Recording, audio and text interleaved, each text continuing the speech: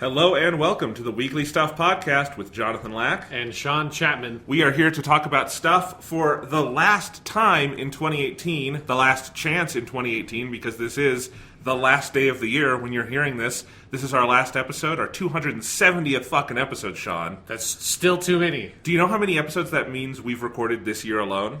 It's almost all of it. It's almost all of them, right? It's 50. We did 50 this year, which means we almost averaged exactly one per week. Crazy. Too much. Too much. Unreasonable. I know the name of our podcast is The Weekly Stuff, but most things that are something-ly are not actually that much. Like The Daily Show, it's only 4 days a week. Exactly. Fucking liars. Anyway, but today's our last day of 2018, last podcast, and as always, our tradition, last show of the year, we are doing our top 10 video games of 2018, and we're going to do our countdown, and we're going to go back and forth, and we're just going to have some fun. Yes. Yeah. We've been doing this for a while now. Yep. And I was going to say it feels like old hat, but it took me a long time to put my fucking list together. No, we'll talk about that in a little bit. This was hard. This was a outstanding year. We've had a couple of outstanding years in a row, Sean. Yeah. Yes. It's been, like, for me, this year, there was not as easy a number one. The last, actually, 3 years, 2015, 16, and 17, all had, like, super clear, easy number ones. The rest of the list was harder, but I was like, this is my favorite game of this year. This year, there was nothing that quite stood out so incredibly, like, which is, to say that my game of the year of 2015, 16, and 17 all are on my top 10 of all-time games list. Yeah. So there's none of these are going to be there, other than maybe one weird exception. But yeah, so this was a hard list to order in a different way for me. I don't know how it was for you. Absolutely. Like, I'm very confident with the 10 I chose. Like, if it were just the 10 listed alphabetically, I'd be like, that's perfect, those are the 10 for me. Yeah, me too. But when you get to ranking them, I'm really confident from 10 to 5. And then 4, 3, 2, 1 is this impossible pile-up for me that I was still reordering today. And I am confident in my number one, but, I had to go back and play some things. I had to look at some stuff, because this was also one of those years where we had consistent greatness from the very beginning to the very end, which is nuts, Yes, I think the earliest game on this list to me came out, I think, the second week of January. Yep, me too. And the latest game came out the fucking, third week of November, whatever hit N2. Yeah, my latest game was the middle of December. Yes, really recent. I wonder which one that one is. It's not the one you're thinking. Oh, really? Yeah. So anyway, we are going to get into all of this soon. But first off, Christmas has come and gone. How was your holiday, Sean? It was good. It was nice. It was low-key this year. The past couple of years, we've been doing some traveling as a family. And so this year we decided, fuck that, let's just stay home. And that's nice. It's nice. It's fun to travel, but it's also nice to be especially because this is a little break I have between, the end of my last semester at MSU and then the beginning of my student teaching. And so it's I kind of want to just be able to zone out at home and not have the stress of traveling around and getting on airplanes and all that shit. So, I get it, yeah. Yes. So it has been a nice, comfortable little Christmas for me. I got really fucking sick. Yeah. Yeah, I am still really fucking sick. I'm putting on my best, I was going to say face, but I guess it's voice right now. And, maybe you're not hearing it, but I have had a stomach bug. It's been awful. I was just completely incoherent for a couple of days. I just full-on fucking hallucinated all night 2 nights ago about Dragon Ball. It got weird. I couldn't... It was the worst. I don't need... time just went out the window. It was very bizarre. I'm starting to feel better-ish. It's a little hard to talk because I've got some, mouth problems, too. So, trying my best... I might not be as verbose as usual on the podcast today. You can decide whether or not that's a good thing. Sean, I might have to cut you off if you talk about Hitman 2 for like a full 45 minutes, and I'm like, Sean, I'm dying here. But we'll see. We'll see how we go. Yeah. Right now I am drinking a Powerade because I read online that when you have a stomach bug, one of the best things to drink is a non-caffeinated sports drink because it has vitamins and stuff and sugar, which actually gives you energy when you really can't eat. And I have not eaten more than a couple pieces of toast in the last 2-3 days. Right, yeah. So, yeah. It's one of those. Fun. Yeah. But this is good. The Powerade tastes great. That's my favorite thing of the last 3 days. The Powerade's good. Rediscovering Powerade? Yeah. Yeah. It is. Yeah, it's been a long time since I had Powerades or Gatorades. It just feels like when you become an adult, you just don't have the occasional time just be like, fuck it, I'm going to have a Powerade. Nope. I had my brother go out and get me some because it would be very irresponsible for me to drive in my condition. And I was just like, I don't know where you find them, but, and all he could find was like 32-ounce bottles, which is great because, I actually need that much. So it's good. So that's what I'm hyped up on today. Should be fun. But, let's go ahead and get into things here, Sean. Before we get into the top 10, we have some different orders of business. Yes. First off you may remember, in our first episode this year, or one of our first episodes this year, was back in January, we drafted the games that we predicted would not come out in 2018. Do you remember this, Sean? Yes. Yeah. So we each made a list. We each drafted 8 games. So number one, we did it, I think flipped a coin, I went first, and we agreed on a list of 16 games, and then we picked them for our different drafts with the idea of we wanted to order the games that we were most confident would not come out in 2018. And all of these had either been announced for 2018 or were predicted to come out in 2018. Yes. Or we assumed would be announced at some point, yeah. So I compiled it, Sean. I've had it sitting on my desktop for a full year. And what I have here, you can see, is I'm going to zoom in so it doesn't spoil it yet. But anyway, well, I already know which one of us won. Yeah, so you don't need to spoil it. Yes, but anyway, we're going to go through our 2 drafts. The way I ordered it, Sean, is that a number 1 pick would get 8 points if correct, a number 2 7, a number 3 6. So the same way you kind of do other kind of draft things, right? So we would get point order. So it's not just how many you got, but the placements. Okay, then maybe I didn't. When I was looking at it forever ago, when it became clear what the result would be, I did not think about points. So maybe it's different than I thought. I don't know. Okay, so we'll see. So Jonathan's draft, number 1, Kingdom Hearts 3, just missed it. It will be coming out in January. Yeah, that was not as like a solid pick as maybe it first seemed. No, I was actually kind of on a razor's edge there because it's done. We know they're ready to launch it. I don't know if it's completely gone gold, but like it's leaked. Like there was a whole leak. I don't know if you saw that.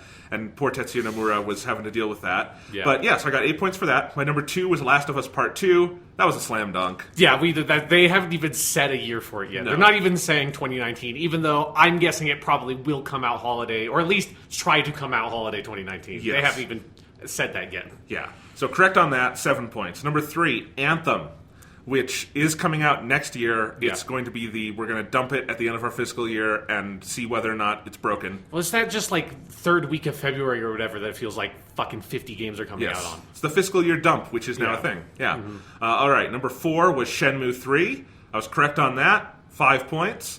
Shenmue 3, I think, is dated for next summer now. Yes, although I am not confident on... like their announcement of the release date never felt confident to me. So. No. So, okay, number 5, I picked Red Dead Redemption 2. I was incorrect on that. Red Dead 2 did come out. We have played it. It is real. All 100 hours of it. We might talk about it in a little bit. Who knows? Who knows? Number 6 was The Crew 2, which when I was looking over the list, I wrote, haha, correct, Jonathan. And then I was like, wait. No, that came out. And I looked it up, and I'm like, oh, it did come out, and no one played it. Yes. I think there is like there's a subcategory we should maybe consider for next time to make more official of, if it does come out, it shouldn't have come out. Because I know there's one game on my list, at least I know for sure, is 100% that position. Yes. Okay, so that's good. Number 7 was Crackdown 3. I was correct on that, 2 points. And for number 8, and our 7th and 8th point picks would have been the bad ones. Yeah. So I picked Spider-Man, which obviously did come out, and I was incorrect on that. But for total, I got 28 points. It's crazy to think about how different our perspective on Crackdown 3 would have been at the beginning of this year, before this E3, where it just became apparent that's so readily apparent that Crackdown 3 is a non-video game. Yes. I don't know. Yeah, I'm still not convinced that it's going to make that next date. Yeah, because I think that's another supposed to be February game. Yeah. All right, so Sean's draft. Number 1, Pokemon Gen 8 for Switch. There was a Pokemon game this year. It was not Generation 8. Yes. You were correct. It was a remake of Red and Blue, so you get 8 points for that. Good job, Sean. Thank you. Number 2 was Metroid Prime 4. Also a slam dunk. Correct. 7 points. Yeah. Number 3, though, you slipped in it here. Number 3 was a new Assassin's Creed game. Not only did we get a new Assassin's Creed game, we got the most incomprehensibly large one yet. Yes, this is what I was talking about. This is another category I feel I should get like half points for, but it shouldn't have come out. It was a bad, like, the reason why I picked it is like, it's just stupid to put out another giant Assassin's Creed game a year after Assassin's Creed Origins, and I stand by my original argument. I will say, it was interesting to me that I feel like the 3 stalwarts of top 10 lists this year were God of War, Celeste, and Assassin's Creed Odyssey. Yeah.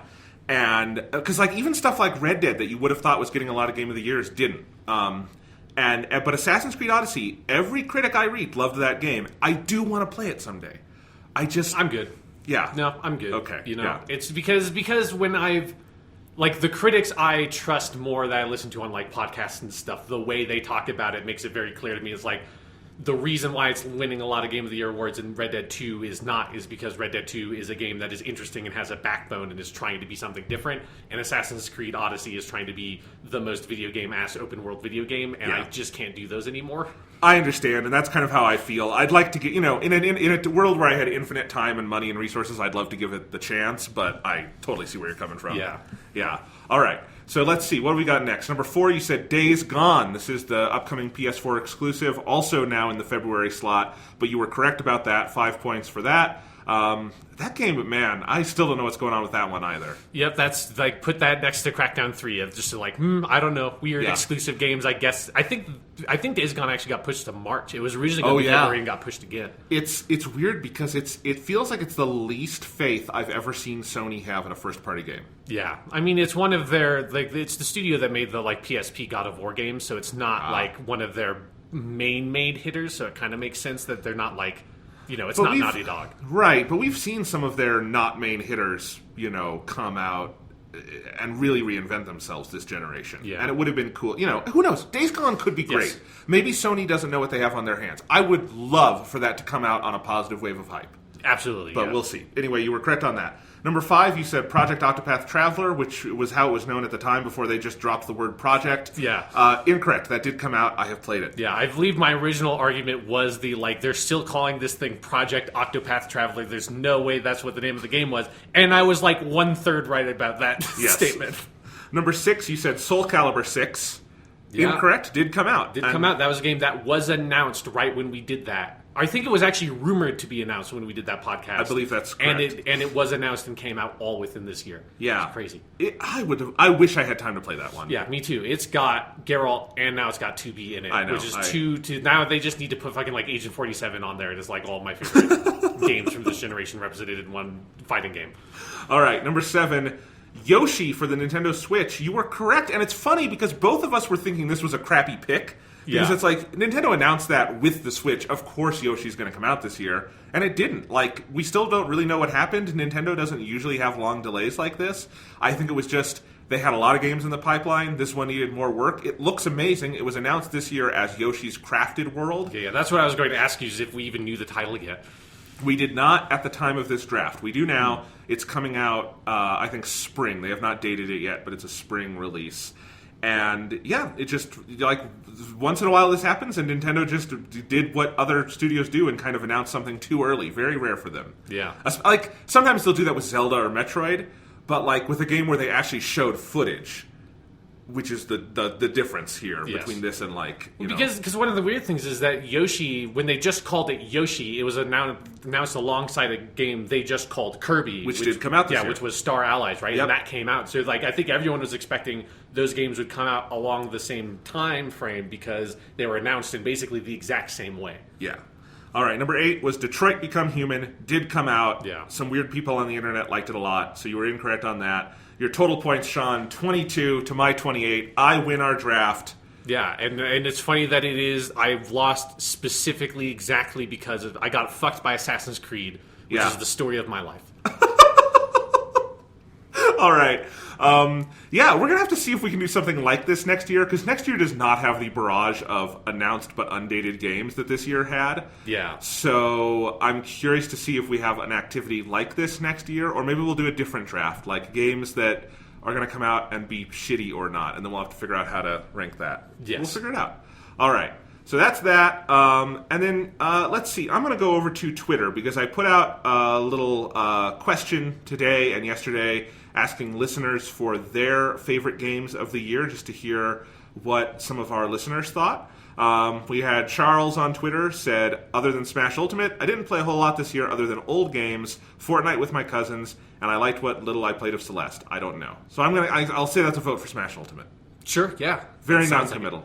But there we go. Okay, so good there. We also had Levi on Twitter said, I got in a conversation with him about this because he said Astrobot for the PSVR, which I have to say is the one game this year I most wish I had played because I know I would love it, but it would require me to spend $300 on a PSVR. Yes.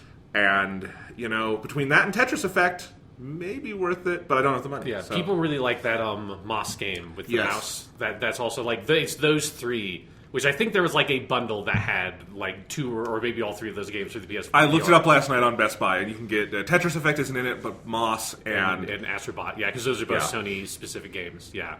And Yeah. I didn't actually get close to buying a PSVR on there's a Black Friday deal that was like $200, and it was that bundle with those two games. I was like, I kind of really want to get this, but I was definitely not in a position to pay fucking $200. I just got that PS4 Pro this year also, so that would be irresponsible to also spend that much money on that PSVR. But still very cool. And Levi made the comparison to the Mario Galaxy games, which a lot of people have said. So I really want to play it at some point.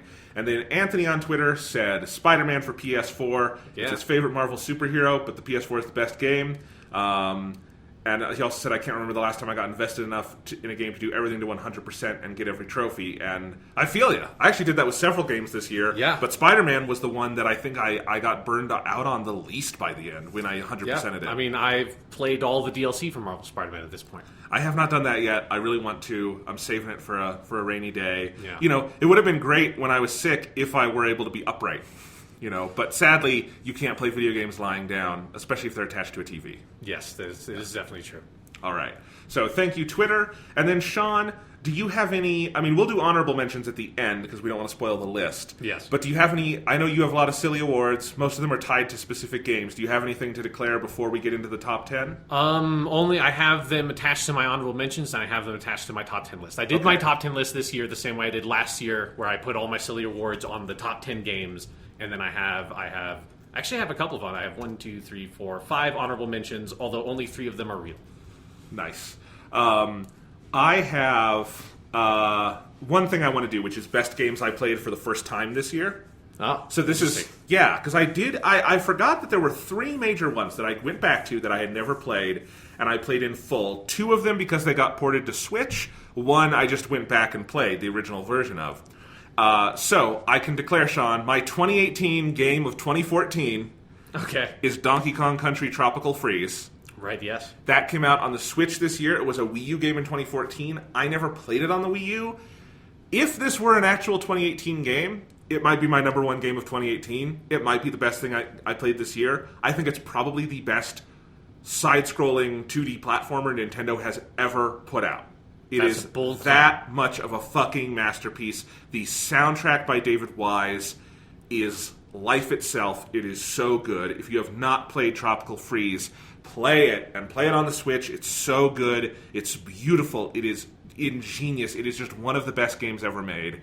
And if I had played it in 2014, it would have been my number 1 that year. So that's why it truly deserves 2018 Game of 2014. Yes, well, 2014 was the year where every big game that wasn't on the Wii U was bad, basically, or was at least disappointing, like a Dragon Quest Inquisition Dragon Age Inquisition. Dragon Quest Inquisition would be interesting. Yes. All right. I also have. I don't know if I'm quite as firm on declaring this the game of its year because its year was 2007, which was the year. Yeah, that's like Halo 3, Bioshock, yeah.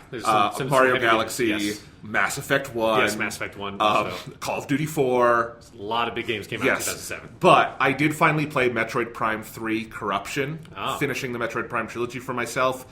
It is so good. It is one of the best Metroid games. It is just another of just the best games ever made. It is such a beautiful culmination of that trilogy. It is such an amazing vision. It still visually holds up amazingly well today. It's such an imaginative work of visual art. I think its storytelling is really good.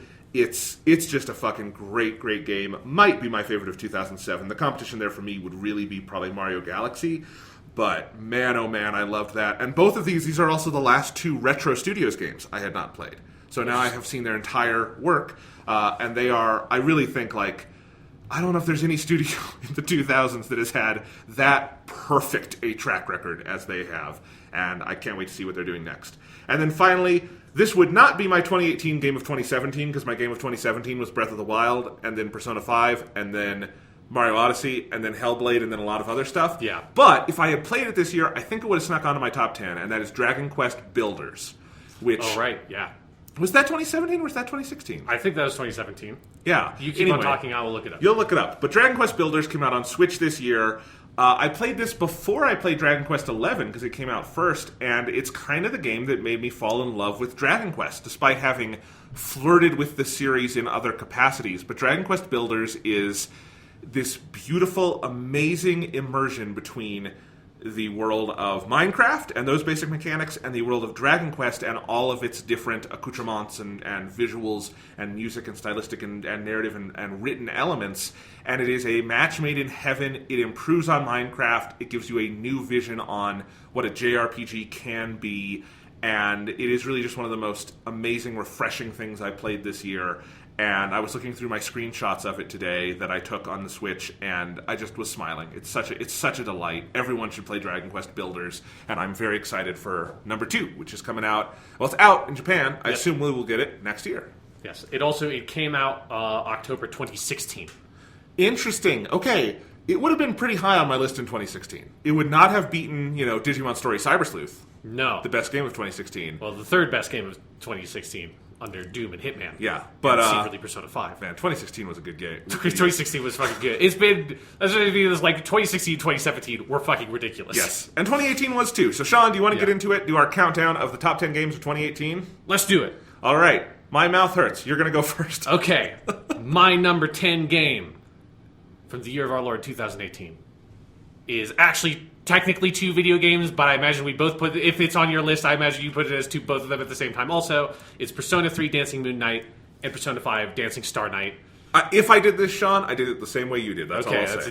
That's an interesting way to put it. Yes. So this was an interesting one. Actually, my bottom 3 games are all kind of similar in some ways, and it was hard to kind of order them and figure out how to order them. And actually, this game was my number 9 until about 1 o'clock in the morning yesterday. Nice. Or I guess 1 o'clock in the morning this day, I guess. I don't know how you phrase that. When another game suddenly shot up 2 points, and we'll talk about that later when we get to it. But yeah, this was a really fascinating game in a lot of ways. In that one, this is, I played both of these games in Japanese, and so that was a lot of fun. But and they are such rich, fun, just purely fun rhythm games, and they're so magical. You get so absorbed into it. It has such a sense of style and personality, and it's so much fun to revisit all the characters. The reason why it's lower on my list and actually at the bottom of my list is mostly because of its sort of like weird relationship to Persona 4 Dancing All Night, in the sense of like, these games, while they are incredibly enjoyable, it's hard to ever escape the sense that they are a little bit lighter than you'd want them to be. That it's kind of, that really they should both just be together in one $60 package and not be 2 separate games. That's the kind of stuff that holds it back a little bit from being, that their DLC could be slightly less predatory. Exactly, like it's a game that you feel, while like the actual experience of playing the game is so joyful, when you like step back from it and look at like the purchase and like the structure around the game, it feels a little bit slimy in a way that holds it back to me. But it does get this year's most prestigious award that any game could win, which is the Miyuki Suwashiro's Award for Peculiar Excellence, the award I give every year since, I think, 2015. Is that when Final Fantasy 15 came out? Yes. No, 2016. 2016. Yeah. So it's been 3 years going now. To every game that satisfies these 3 qualities. It has to have Miyuki Suwashiro in it. It has to be peculiar, and it has to be excellence. excellent in its peculiarities. And I don't think there's anything more peculiar than these like weird spin-off games to this JRPG series. That is like two games that are a sequel to the game that came out on the Vita. As like these are weird fucking games and are games that like no other franchise does this. Like what other franchise has weird rhythm game spin-offs made by the Hatsune Miku people? You know? Yeah. Final Fantasy tried it with the Theatrhythm games, but they're not that good. Yes, and these are really good, these games. Yeah. And Miyuki Swashiro is in both of them, technically, because she's a partner for Caroline and Justine. That is true, although it is her role as Elizabeth, which we talked a lot about when we talked about these games on the podcast earlier. That's your Persona 3, the Velvet Room attendant from Persona 3, which is just such an odd, ridiculous fucking character, and I never had. This was the most concentrated version of Miyuki Swashiro's performance of that character I ever got, because of course we played the English versions of Persona 3 because that game came out in 2006 over here, did not have English and Japanese dub options, and the English dub is great, the English voice of Elizabeth is great, but you cannot escape the utterly masterful performance that Miyuki Swashiro gives, and holy fucking shit. She's so funny. The best thing about English Elizabeth is how much she is trying to capture that, you know? Yeah. It's a very faithful performance, but that means that, you know, the real drug in your veins is Miyuki Swashiro. Yes, and it's pure, it's you know, one of my favorite characters she plays, and it's the most intense dosage you can possibly get of that character in these games, because you have a whole commu event lined just with her, and then she pops up in everybody's commu events all the time. She's everywhere. It's good. And every time she pops up, it makes that commu event like 50 times better. So this game very, very happily and easily wins that award for this year. It also wins the Hottest Jam Award, which goes to Shinso Shinni, the Lotus Juice remix from Persona 3 Dancing Moon Knight, which is the hottest fucking jam, not only in these two games, but of any game that came out this year, and of any game in recent memory. It's so good. It's so fucking good. It's such a hot jam. I love Lotus Juice to death. He is biggest disappointment with these two games, Sean, is that they dropped the thing from Persona 4 dancing, where every time you load in, Lotus Juice does a little thing where he goes, Persona 4 dancing all night, or something like that. They needed to have him do more of those. It's true. I mean, it's one of the great weaknesses of the otherwise outstanding feature of modern consoles of being able to put games into standby. Such a great thing, but when games do cool stuff with their title screens, you never see it anymore, and so you don't get all the characters saying the title when it pops up in different orders and stuff. But yeah, you know, we talked a lot about these games. We talked a lot about Persona games, all the Persona games and these Persona dancing games. I don't know how much more there is to really say about them other than that if you want just this like pure rhythm game experience, these games are so intoxicating in their presentation. They are fan service in the best ways possible. It's so much fun to be able to just, little things like walking around in their rooms and seeing all the little like doodads and little extras and sort of Easter eggs that they put into the environments. And there's a tremendous amount of love and care that goes into these games.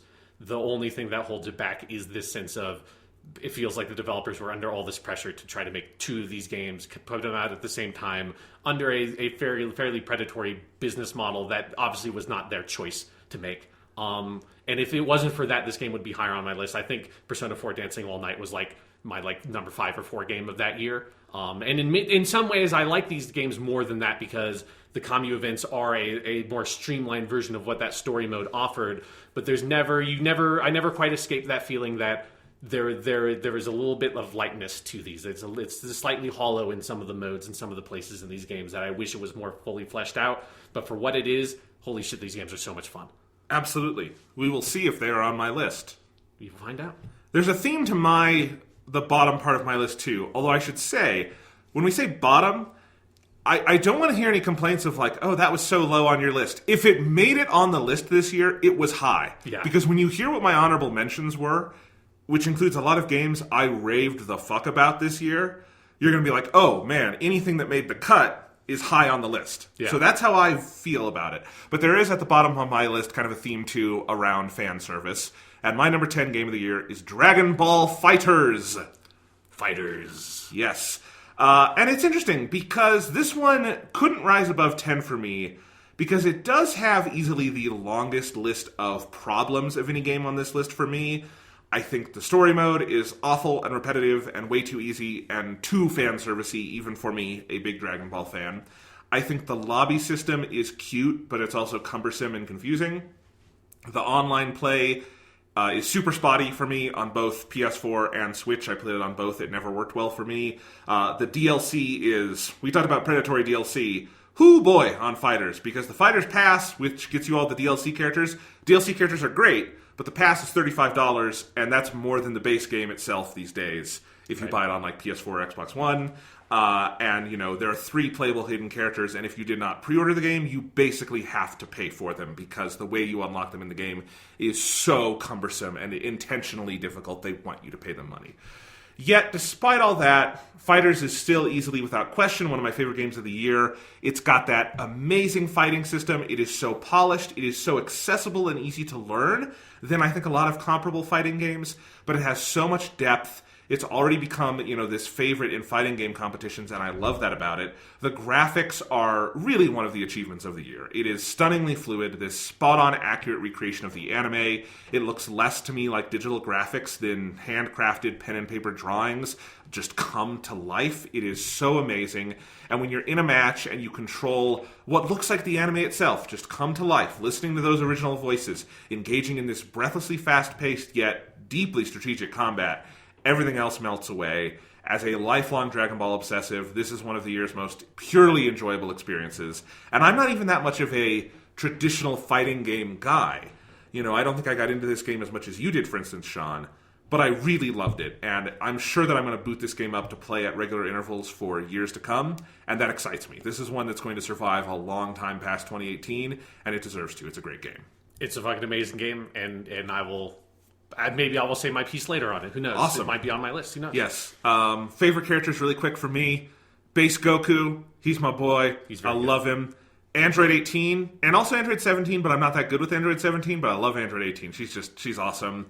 And I don't know. Maybe Cell, because Cell has the best, like, jump energy thing where you jump, do your energy, and he just cascades this explosion across the bottom of the screen, which is particularly funny when you're against like a small character like Krillin or something. It's perfect. I love it. Yes, the Cell also has one of the best like opening animations of any of the characters in the game, where if you have him on point on your team, he just like comes in and goes "Rah!" and just like this giant explosion of energy. It's the most Dragon Ball intro of any of the characters. Absolutely. So I'm loving Fighters. That's my number 10 game of the year. Sean, you're number 9. Awesome. My number 9 game of the year is a stalwart from one of my new favorite series. It's Yakuza Kiwami 2. Nice. The remake, remaster, the like complete ultimate like recreation of Yakuza 2, which is a game from 2006 on the PS2. The last Yakuza game on the PS2, and of course, Yakuza Kiwami 2 is in its own way weirdly a sequel. It's a remake of Yakuza 2, and it's weirdly a sequel to Yakuza 0 and Yakuza Kiwami, the remake of Yakuza 1, at the same time. And there's a lot of stuff in this one game. And this was, again, the bottom 3 games I had a hard time placing because they all are in this similar place of being somewhat... This is maybe a slight spoiler for what my number 8 is, and maybe you can start guessing, but they're somewhat lesser sequels to some of my favorite games from the past couple of years. Yakuza 0 being my number 3 game of last year, which 2017 was a very competitive year for games.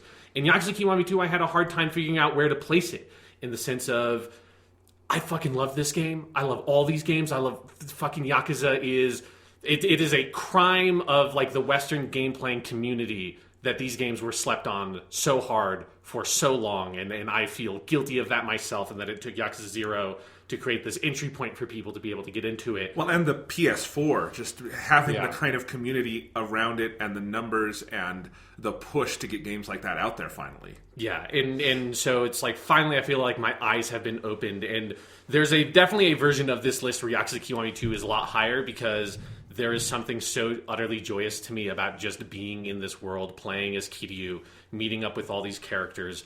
But at the end of the day, it's hard to escape the sense of this is definitely not nearly as good as a Yakuza 0. Yakuza 0 is such an incredibly focused, masterful game.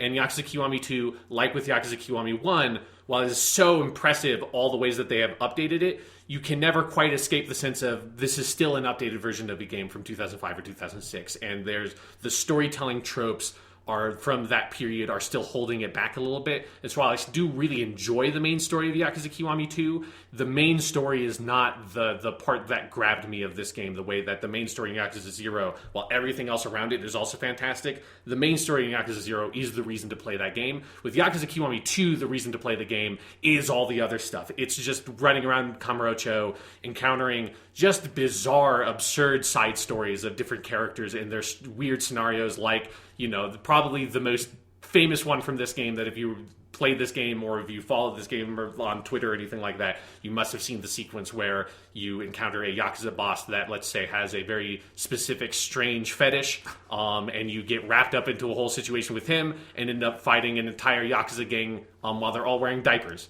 And it is a strange scenario. It's a interesting path that gets you there.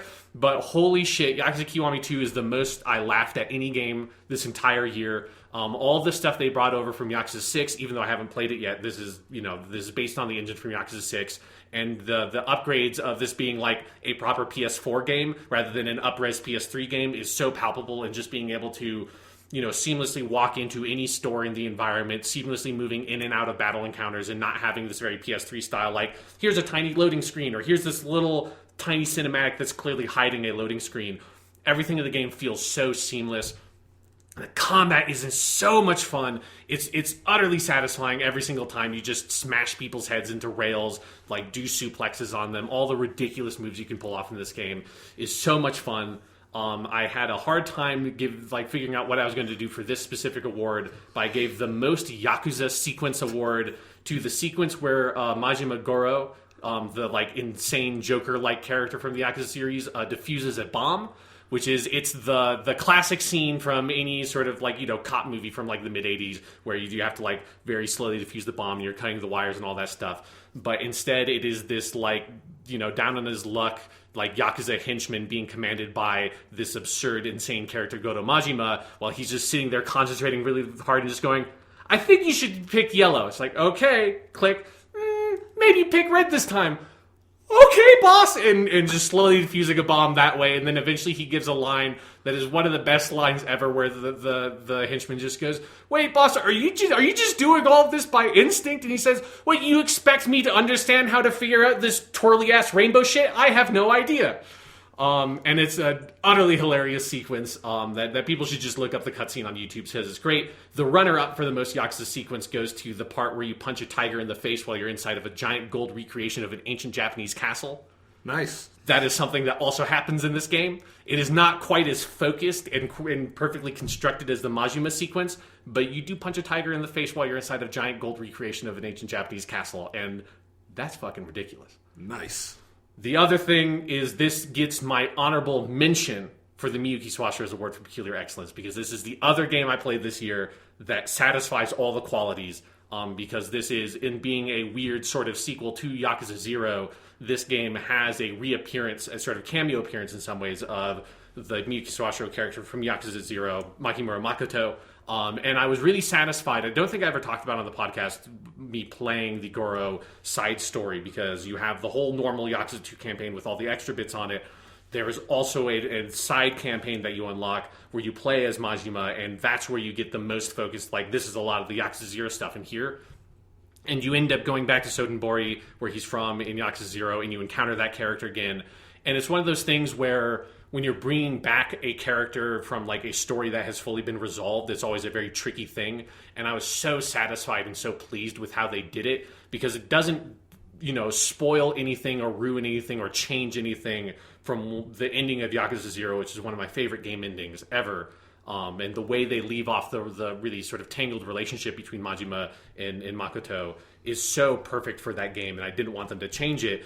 And the way that they sort of frame that scene, and the way they use it, not to change the ending of Yakuza 0, but to sort of take another look at Goro Majima's character, which is, you know, he's now like 15 years or something later from when that game was set, and seeing where he is now and how he feels about this relationship without fundamentally changing where they left the characters off. It's a really delicate thing, and Yakuza Kiwami 2 pulled it off masterfully. And it's in those little moments of the extra things they added where you see this team that is so experienced at making these games, so experienced with these characters and their skill and craftsmanship, the kind of skill and craftsmanship you saw in Yakuza 0, The only reason this game is at number 9 is because the normal Yakuza 2 stuff, while it is fucking awesome and it's still great Yakuza material, is not quite up to that bar from Yakuza 0, and I really desperately want to play the rest of these games. But Yakuza 3, 4, and 5 are not yet out on PS4 over here. So. But they will be soon, which is cool. They will be soon. So eventually I will have my full Yakuza journey and work all my way up to Yakuza 6, which also came out this year, and presumably Yakuza 6 will be my 2020 game of 2018 or something. And then one day I'll have to play them all, and we'll do an 8-hour Yakuza podcast. I am waiting desperately. Okay, so my number 9, continuing my theme of fan service done right, and continuing something Sean has already talked about, we have Persona 3, Dancing Moon Night, and Persona 5, Dancing Star Night. Fuck yeah. Which I do not do all the awards things because, Sean, that's your domain. Yes. I don't want to step on your toes, but I did create an award for these. These games get my first inaugural Game So Nice I Platinumed Them Twice award, which nice. I did with both of these games, with the exception of there's a glitched trophy in Persona 5 in Japanese. It's the glasses trophy. I have the trophy for unlock every accessory, but not unlock every set of glasses. That is clearly a glitch. Yes, yeah, so, that is literally impossible to do. Yes. So, but I fulfilled the requirements. I have platinumed them both. Over the last couple of weeks, Sean, while I've been here back home in Colorado, I replayed both of these completely in English, which means I got to see the Commu events for the first time.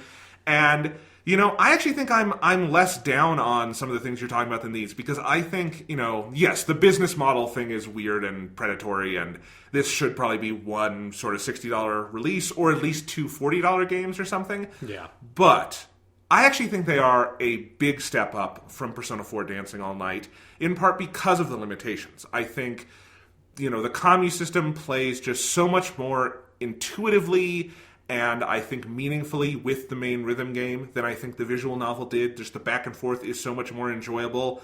It does not have the overwhelming verbosity of that visual novel. The core rhythm game is so good. The music in both of them, like the track lists, are thinner, but they're also just really tight, and they're generally just, 100% outstanding. I think they're both such a joy to play out. These are great games. As you said, we've talked about them a lot. There's not a lot of ground left to cover, although I will say, when we played these through in Japanese, I thought the one I liked more was the Persona 3 game. Mm-hmm. When I played them through in English, I would definitively say I liked the Persona 5 one more. Interesting. I am steadfast in Persona 3 being my favorite of the two. Because I think the Persona 3 Kami stuff is pretty bad. I think it's really thin. It feels like those characters just don't work in the tonal setting they're trying to do, because those characters are like suspended at a point in the story of their lives where like things are so dark, there is like literally no future for them, and every Commu event just kind of comes back to, but we're friends, and friendship is great, and friendship is magic, and friendship is going to solve all our problems. And that's kind of like every Commu event, and I just started skipping through them at a certain point. With Persona 5, in part because I think the characters are a little more in the Persona 4 dynamic where they can adapt to different settings more, but also because they are fresher characters. Their game came out last year, 2 years ago, depending on which version you played, and I have not seen them in a million spin-offs and anime movies and things. I just enjoyed spending time with the Persona 5 characters more. I thought the commus were better written. I thought the characters were better differentiated. The characters felt more like the characters to me. I thought they were funnier. This is all with the giant asterisk of Persona 5 does not have Elizabeth. Exactly, yeah. But Caroline and Justine, I enjoyed more than I thought I would, because I love them in Persona 5, but they almost work more in Persona 5, the game, as plot mechanics than they do characters, compared to, I think, like a Margaret or an Elizabeth. I think they're fleshed out really well in this one. Yeah. And I also think, this is just music does this. It's going to always go back and forth. I wound up, I think, enjoying the Persona 5 track list a little more, although that might be because the way I played these was I did Persona 5 Japanese, Persona 3 Japanese, Persona 3 English, and then Persona 5 Japanese. So by the time I finished Persona 3 English, I was fucking sick of it. But, that's not the game's fault. Yeah. There's no wrong answer, though. They are both great versions of what they are. If you have any affection whatsoever for either of these games, they're a no-brainer. Yeah. If you've never played Persona 3, don't bother with it. I mean, play Persona 3. Just don't bother with the rhythm game yet. But if you played Persona 5, get the Persona 5 game. If it's the other way around, get the Persona 3 game. And if you're like us and you've played both and you're already in too fucking deep, yes, buy both of these, love them, cherish them, enjoy them, they're very, very fun, good games. So I have written blurbs on all this. There's going to be a written version of my list up on the site today as well that you can go read. And the last sentence of my blurb is just, they are happiness personified. And I think that's pretty much it. That's just, that sentence came into my head and I'm like, yep, that's what they are. When I play these games, I'm happy. I really, really loved these. And, it's one of the rare times when you can have a tie on your top 10 list and technically have 11 games and it doesn't feel like a cheat whatsoever. So, yay. Yes. Yeah. 100%. So those are my picks for number 9. Sean, what is your number 8? My number 8 game is Digimon Story Cyber Sleuth Hacker's Memory. There we go. Which is, again, the now a sequel to, in 2016, I think it was my number 3 game? Yes. And this gets, first off, right away, the holy shit, that's right, this game came out this year award, because this is the game that came out the second week of January, which was a long time ago. In 2018 terms, that's 5 lifetimes. I don't know. It's, the way that time works nowadays is very peculiar, and I don't like it, and it feels like from now to, from 2016 to now, I feel like I've lived and died a million times, right? It's just, it's like some, it's maybe one of the reasons why I like Nier Automata as much as I do. It just feels like that. It feels like you're in this fucking hell world where humanity has gone extinct and you don't know what time is anymore because it's been 5 million years. Man, now that, we're even deeper into the current hell we are living in, I should go back and play Nier Automata with that perspective in mind and just be like, I am to be. Let's do it. This is where we are. But yeah, So yes, this game fucking came out this year, which is why I also give it and I'm just making a lot of assumptions here because I'm just going to ask, because you never went back and finished it, right? I sadly didn't. Yeah. I will say, this game is not on my top 10. If I had finished it, I don't know if it would be, because it does feel like an expansion upon, my Game of the Year 2016, and it feels less like an achievement of 2018 to me. But I loved this game. I loved my time with it. Sadly, it's also a victim of, as you say, it came out so long ago. If I wanted to go back into it, I don't quite remember what happened.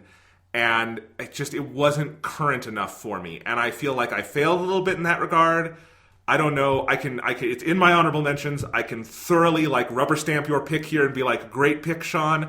I am sorry that the sequel to my number 1 game of the year from 2 years ago is not on my list this year, but it's just how things shake out sometimes. I mean, to be fair, because this game came out while you were moving in Colorado. So you've moved twice since this game came out. Yes. That's how long ago this happened. Yeah, so at least for you, Sean, you've lived on the same premises. Yeah. For me, it's I moved once, and then I moved out of state. Yeah. So, this game is truly a lifetime ago for me. It is multiple zip codes ago for me. So, yeah, I love it and I want to go back to it, but it's just too distant in my past, and there were too many good games this year. Yeah. So that's where I now give it the other word I'm giving it, which is I'm definitely the only person that has this game on their list in the whole world award. Because I don't know anybody else played this fucking game, Jonathan.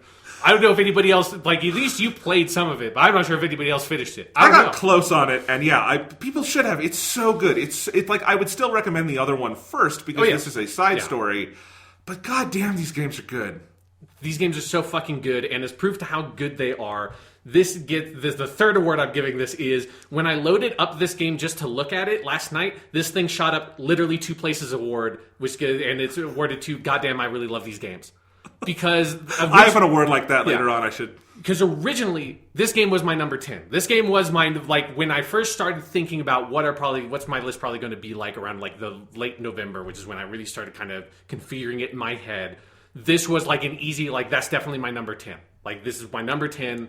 I'm positive on that. When I first started writing the list, the first thing I did was put that at number 10. And after I put all of my games, all the games I played, where's Digimon? There it is. Okay, number 10, move it over there. It's that was the first thing I did. And it was like that for a month. And then last night, I was looking at my list, and that's when I was doing all my awards. And then I did that last night and earlier this morning. I sort of tweaked them. And I was looking at Digimon Story Cyber Sleuth Hacker's Memory, and I was like, you know what? Because I was thinking, maybe I want to give an award for, who is my favorite Digimon I use in my party. I played this 5 million lifetimes ago. I can't remember. Let me load up the game, and I had to. And again, this is how long ago this was. When I put in the disc, I had to reinstall the game because that was a PS4 ago for me. So it's like okay, I have to wait like a minute or something for this 8 gigabyte game to fucking install.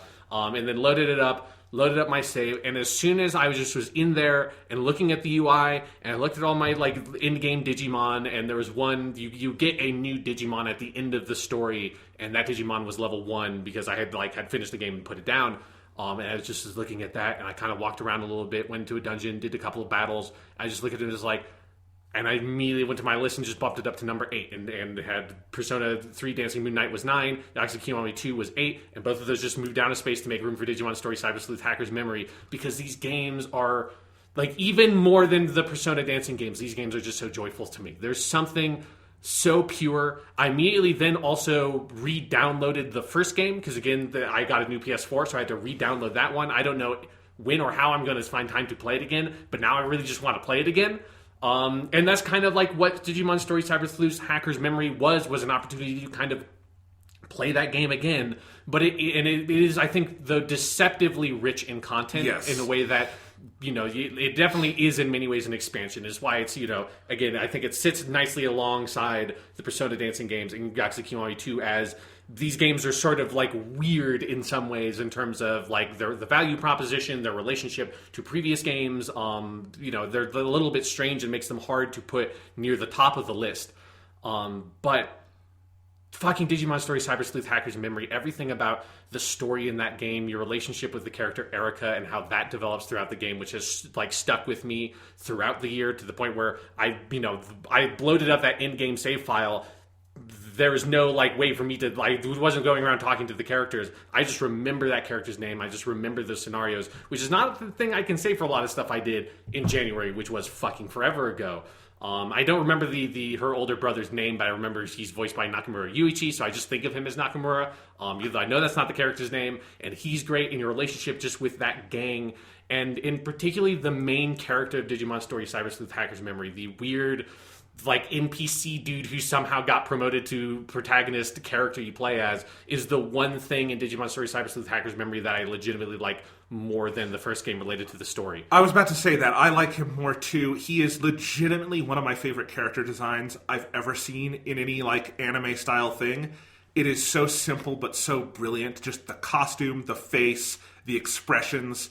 Oh, he's a great character. He's so good, and it's just they so commit to what is the like idea for the character, which is he's a random dude in the background who somehow stumbled into being the protagonist of this weird side story. Because he's not the protagonist of the main game, and that's sort of like the window into this game. Is it has this certain design philosophy where the game is very cognizant of the fact that it has this weird sort of side story relationship to the other game, and it's not taking that as like a badge of shame or anything and being lesser because of it. It's taking that as, well then, if that is what this game is, let's make that what this game is and make it the identity of the game. And it is a fully rich story in its own right, but it is also so revealing and interesting to elements from the story in the original game. I love all the ways they flesh out some of the smaller side characters in the whole like hacker sphere, because in the first game you are sort of, on the opposite side of the law or something with the hackers because you're the cyber sleuth. In this game, you're kind of in the hackers as a good, like a white hat hacker or something. You're with them, and you get to see that whole side of the universe and of this really rich, interesting setting of Digimon Story Cyber Sleuth from this whole other perspective, and they really flesh it out that way. And then there also are so many new Digimon in the game that when I played it through for the first time, I only ever used new Digimon in my party, and I thought that was so cool. That's something that like I was not expecting playing this game, because it's it's the kind of thing of where if I was playing the like Pokemon Yellow or Pokemon Crystal or whatever, you can't, which is not exactly equivalent, but it's sort of like that, where you're still using basically the same Pokemon. There are some new ones, maybe there's like a couple of new legendaries. There's the ones from the other version that maybe you didn't play as when you played like Ruby or whatever. But this is just like, nope, the whole way through there's like 80 something new Digimon all throughout the scale of, and like, you said earlier, like older. You said earlier, like trying to pick your favorite Digimon, and I just recoiled. Like, what do you mean pick my favorite Digimon? They're all great. Yeah, exactly. That was like the futile thing I realized when I loaded up the game was like, and I looked at it as like, oh no, they're all amazing, and there's like 300 of these fucking guys, and I love all of them to death. Final thing I have to say, Sean, is Digimon Story Cyber Sleuth White Hat Hacker would have been a better title for this game. As much as I love Hacker's Memory, White Hat Hacker is pretty great. It is, yes.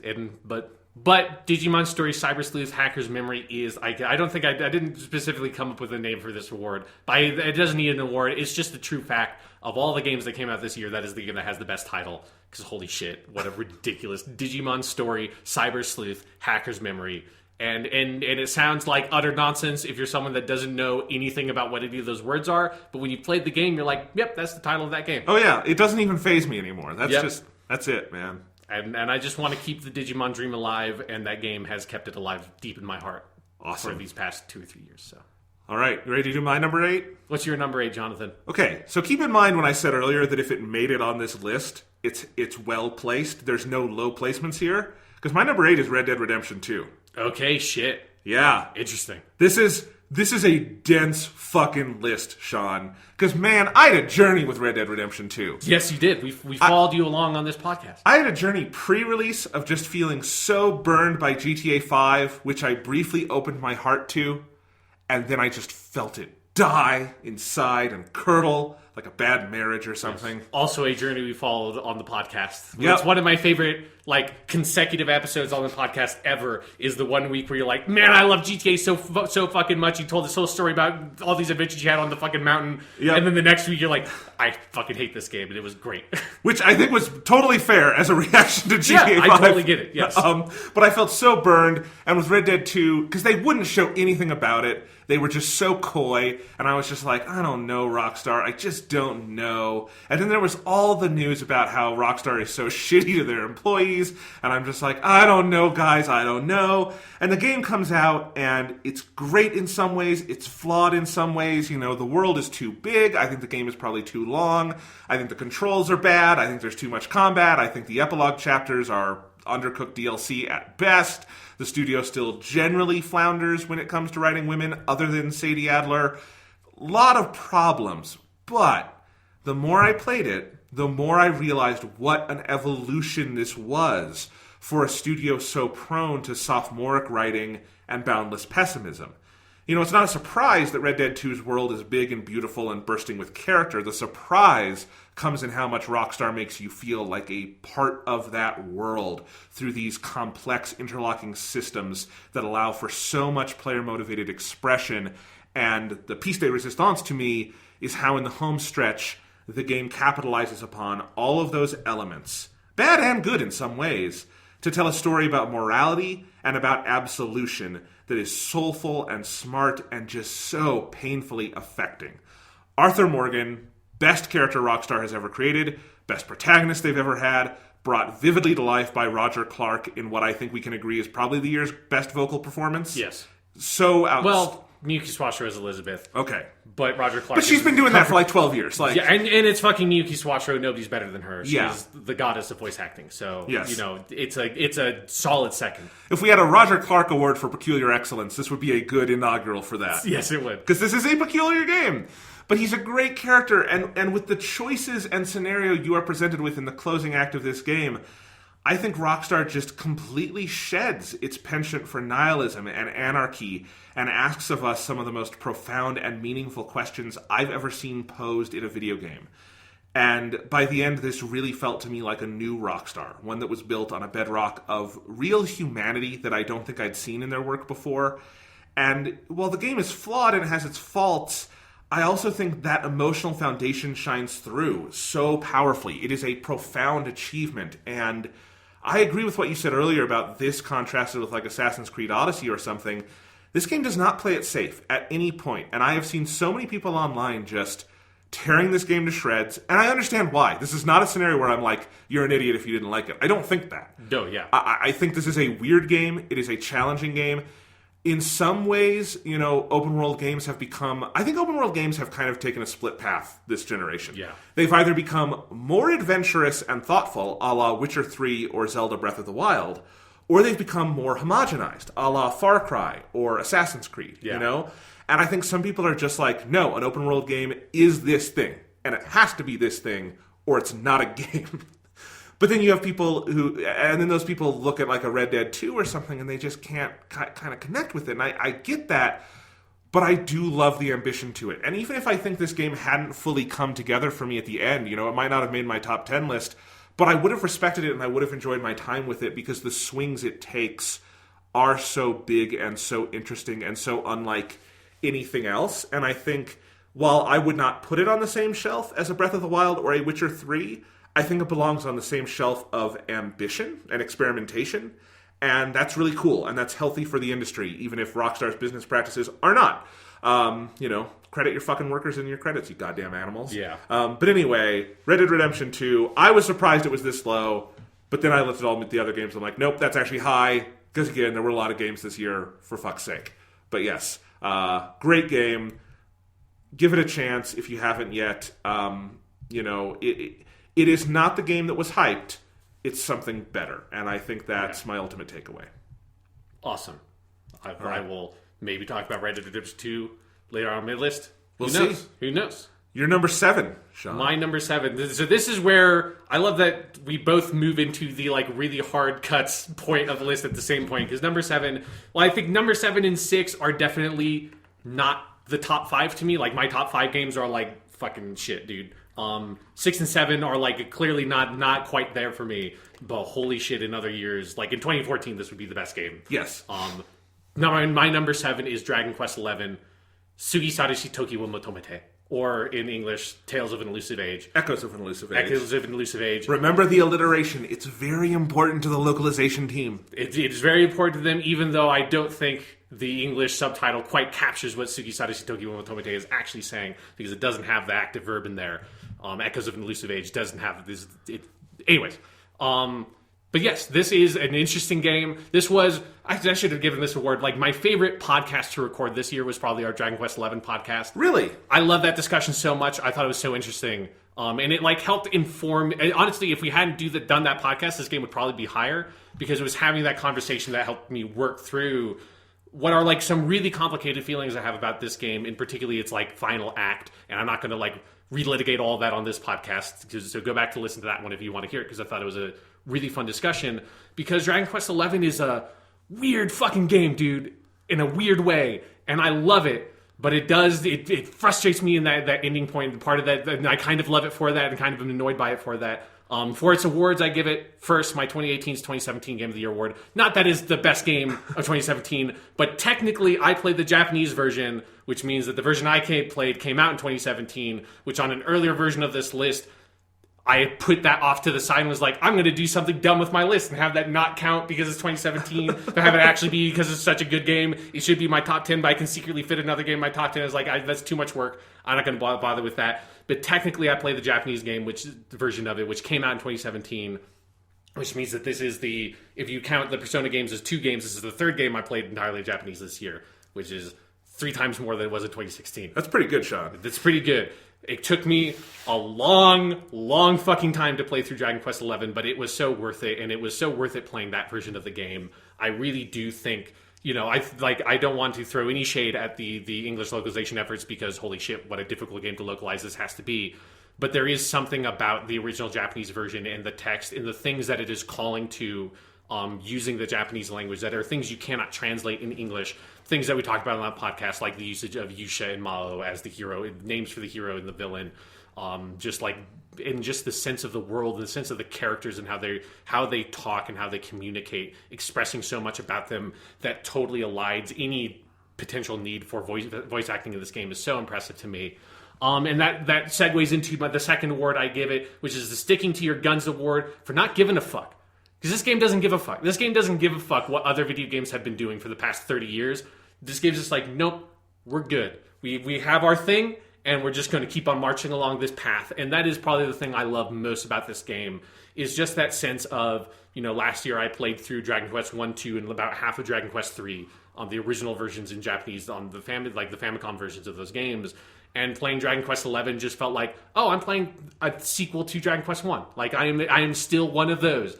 And we talked about it a lot, and we harped on it over and over again, but there is something bizarrely surreal about that experience, which is not something you can say about any other video game franchise. You can't play Super Mario Brothers and then play Super Mario Galaxy or Super Mario Odyssey and be like, this is just one of those. It's like, no. Well, here's an even better example. If you played Final Fantasy 1 Yes. and then Final Fantasy 15, the only thing that would tell you they're the same series is the music that plays in the car. Yes. That's the only thing. Which is literally the same music. Yes. Yeah. Yes, and it's in any franchise like that, any franchise that goes back that far. Like, obviously, there are callbacks, and you can see some of the DNA. You know, like there you can see a lot of the DNA of the original Doom in 2016's Doom, but those are very different games. Dragon Quest XI feels like not only does it have some of that DNA, it is just so clearly a part of the same lineage, like some unbroken royal dynasty throughout history, that somehow it's just like, nope, one successor after another, and it's totally been fine, and like the line has never been broken, and here we are at Dragon Quest XI, and it is surreal and bizarre to play a game like that, but it's one of the things that adds to the incredibly magical quality of Dragon Quest XI. It has some of the most satisfying combat in any JRPG I've played, and particularly it has no gimmicks. You don't have a bunch of monsters. There's no like big weaknesses that pop up on screen. You don't have like ridiculous summons. There's no active time bullshit, which sucks. It's just like, nope, here's your characters, they just go into turn order, and the enemies just go into turn order, and you can attack, and then you have these skills, and you have like the most adventurous this game has is it has a skill tree. Like that's as far afield as it goes from the combat in Dragon Quest 1 is like, we give you a skill tree when you level up and you have some special abilities. And I guess you have party members, but Dragon Quest 2 had party members. And yeah, just the combat in this game, the synergy between the team members and being able to specialize and decide, well, I'm going to have, I'm going to have Sylvia use his whip, and I'm going to have Camus like be a dagger guy, and my guy's going to use one-handed swords and a shield, and eventually you get 2 one-handed swords, and it's fucking badass, because it's always badass when you have 2 one-handed swords in video games. And that sense of really crafting your own team in this game and building up your own characters and building up the way you want them to, while sticking to the like core fundamental roots of the JRPG turn-based combat established by Dragon Quest 1, which still this game proves that still fucking works, and you can still go back to that well, and you can still mine deeper and deeper because there's so much there. And then there's also all the story stuff. And with the exception of the third act stuff, which we talked about a lot on that podcast, the story in this game is so fantastic. The characters are so vibrant and joyful, and the process of discovering this beautiful Toriyama world with all this color and all this joy and all this humor to it, which is such a balm in, the year of our Lord 2018, where we're slowly You dying. mean the year of our Mao? Yes, the year of our Mao, the year of our great demon king, Piccolo. Yes, it's. Oh, I wish Piccolo was president. Yeah, it would be better, He had a heart to grow into. He had a heart to grow into. He had that whole lottery system where he was going to start like killing whole cities off one by one, depending on like which letter got drawn. Like at least it would give you something to do. A kid was able to defeat him. Exactly. Yeah. He fucking propelled himself up and blew through his chest with a giant punch. It was awesome. That's not quite the world we live in, unfortunately. We can't have a 15-year-old boy propel himself through Donald Trump's chest. We're not that lucky. But we are lucky enough to have Dragon Quest XI in this beautiful story. What is an episodic story in many ways, and as I talked about on that podcast, my favorite story was the mermaid one, and this just really haunting, tragic love story about this mermaid and this human that fell in love, but the human has passed away because humans and mermaids experience time differently, and what to her seemed like would have been equivalent to us a couple of days was actually 100 years, and that the sort of like fundamental fantasy storytelling that this game trades in is the kind of thing that I like to see in fantasy, which is in a sense of earnestness, not a sense of a need to subvert things. This game is fine with using tropes and just saying, why are these things tropes? Because they capture something about people's imaginations. Let's find what is good about them and do them again. Because I think we take for granted the fundamental core tenets of storytelling and the core principles of fantasy and like fairy tale literature that we just kind of lose and toss aside. And the stuff that is also some of the things I like about Witcher 3 is that Witcher 3 knew when it's cool to subvert a trope, and also knew when it's like, sometimes it's just cool to have a story with a monster in it and just do follow the line and let's just have a chivalric romance. This game does the same thing, and I will always love a story that has as much earnestness in it as this story does. But the other award I'm giving it is the Can I Keep Him award for Best Enemy Design, which goes to Big Hat which is, I don't know what he's called in English, but it's a little pig that wears a big hat, and I love him, and he's beautiful. They gave him the best name in English, Sean. It's the Sham Hat Witch. That's very good. I love it. It's the best pun in the game. I tweeted about the Sham Hat Witch at the time, so you and I are on the same zone here because he is my favorite too. Oh, he's amazing. I love the Sham Hat Witch. It's great. Yes. Big Hat, as I know him. Yes. I will always love you, Big Hat. I will always need you in my heart, Big Hat. Yes. Because holy shit, only a game like Dragon Quest XI could have a little pig that wears a big witch hat on its head and call it Big Hat. And yeah, it's just, we've talked a lot about Dragon Quest XI on the podcast, so I don't want to go on too long. But it is a really magical game. And if it wasn't for me, the sense of it kind of fumbling in those ending stretches and not quite knowing what it wants to say or what it wants to be in its final concluding moments to me, this game would be top 5, top 3, maybe top 1 material of this year. But it's only that it stumbles at the very end that it ends up at number 7, which is incredibly impressive when you get to the rest of the games on this list. I'm not going to be coy and pretend this isn't on my list. It's on my list, yeah. But I am going to be coy and tell you don't know where it is. Okay. Yeah, so we'll get there. All right. In Jonathan Feels Sick updates, I've just put my coat back on because I'm feeling clammy. I was worried you would put the coat back on because you were mad I put Dragon Quest XI number 7. You were going to have a fight.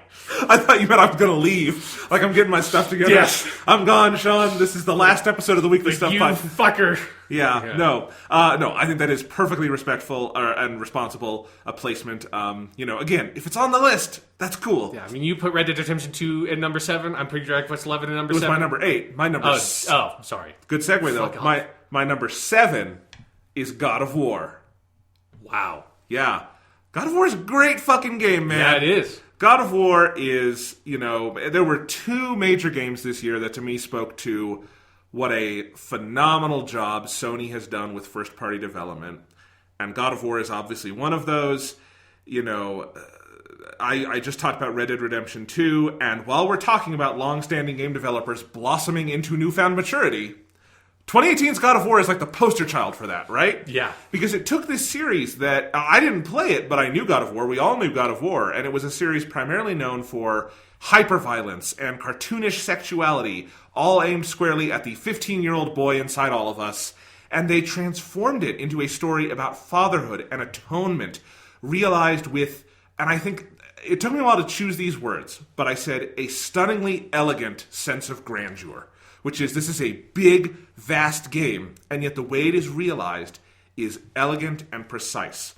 If Roger, what's his name? Roger Clark was the best performance of the year as Arthur Morgan. I think Christopher Judge gets runner-up there for Kratos because, good God, is it a great voice? Good God, do we all every day go, boy, and something like that, just because it's fun. He plays this being of primal rage trying to be a better man for his son as they are on this journey to scatter his late wife's ashes. The game's world is just jaw-droppingly beautiful. I think the third-person action combat is the best I've ever played in a video game. If you're just doing, pure third-person combat, I mean, that axe, that Leviathan axe. That axe. Oh, man, it's so good. The exploration is so deeply rewarding. It's got a very Zelda-esque feel to it. And there is that fluid visual style where there are no visible edits in the game, which I think is the year's most impressive technological feat. But it's no mere gimmick. It really puts you in the middle of this journey these 2 characters are having. And it is so profound in part because you experience the totality of that journey. It's a really amazing thing. The Norse mythological setting, that's not a gimmick either. It is both a very exciting backdrop and a very unique backdrop, but it's also this constant source of thematic resonance. These operatic mythos woven in deftly amidst the intimate father and son narrative core. And that's what I mean by both elegant and grand. It can literally reach for the heavens in its most mythological moments, but it can also come down to earth and just be about a dad struggling to tell his son something, from his past. And no, most fathers have not killed the entire Greek pantheon. Pantheon. That's what the actual word is. I get a pass today. Yes, I wasn't going to say anything. It's okay. Pantheon. Most fathers can't say that, but Kratos can. But we can all understand where he's coming from on that. It's a very universal thing that's going on here about how we pass on things to our children and the things we don't want to pass on. And it's amazing, and it's amazing how they mix that in with all the larger-than-life stuff in this game. I think the story in this one feels a tiny bit thin to me down the home stretch. I think the ending baits a few too many sequel hooks for my liking. But there is a reason God of War is the one game this year I think everyone agrees deserves a spot on this kind of list. It's the one game this year I feel like I've seen on every single top 10 from every corner. And it is because, as a symbol of how far video games have come, as a medium of both aesthetic and thematic expression, you're just not going to find a AAA title more emblematic of this medium's potential than God of War. And if you have not played it, you owe it to yourself. It is a great, great game, and just another feather in the cap of the PS4. What a game, and what a year Sony has had, especially with this and another game we're going to talk about soon in its corner this year. Absolutely. Yeah. Yes. So, God of War, it's the shit. It is the shit. Yeah. Yes. All right, Sean, you're number 7. My number 7 was Dragon Quest 11. Okay, you're number 6. My number 6. I'm not doing math today. No, well, because usually we do this in the other order, so I think it has us both a little bit. Yeah, I'm sorry. Off kilter. It's okay. I forgive you. My number 6 game, the game you already talked about, I think I like a little bit more than you.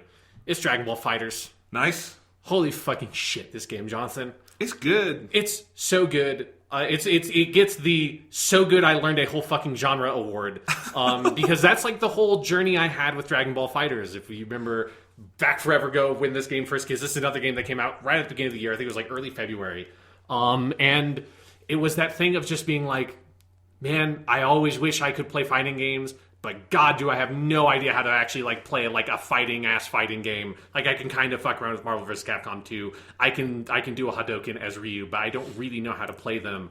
And that was like sort of the mission I set out for myself is, this game looks so amazing. I'm such a huge fan of Dragon Ball, and it just looks so beautiful and perfect. I need to be able to play this game.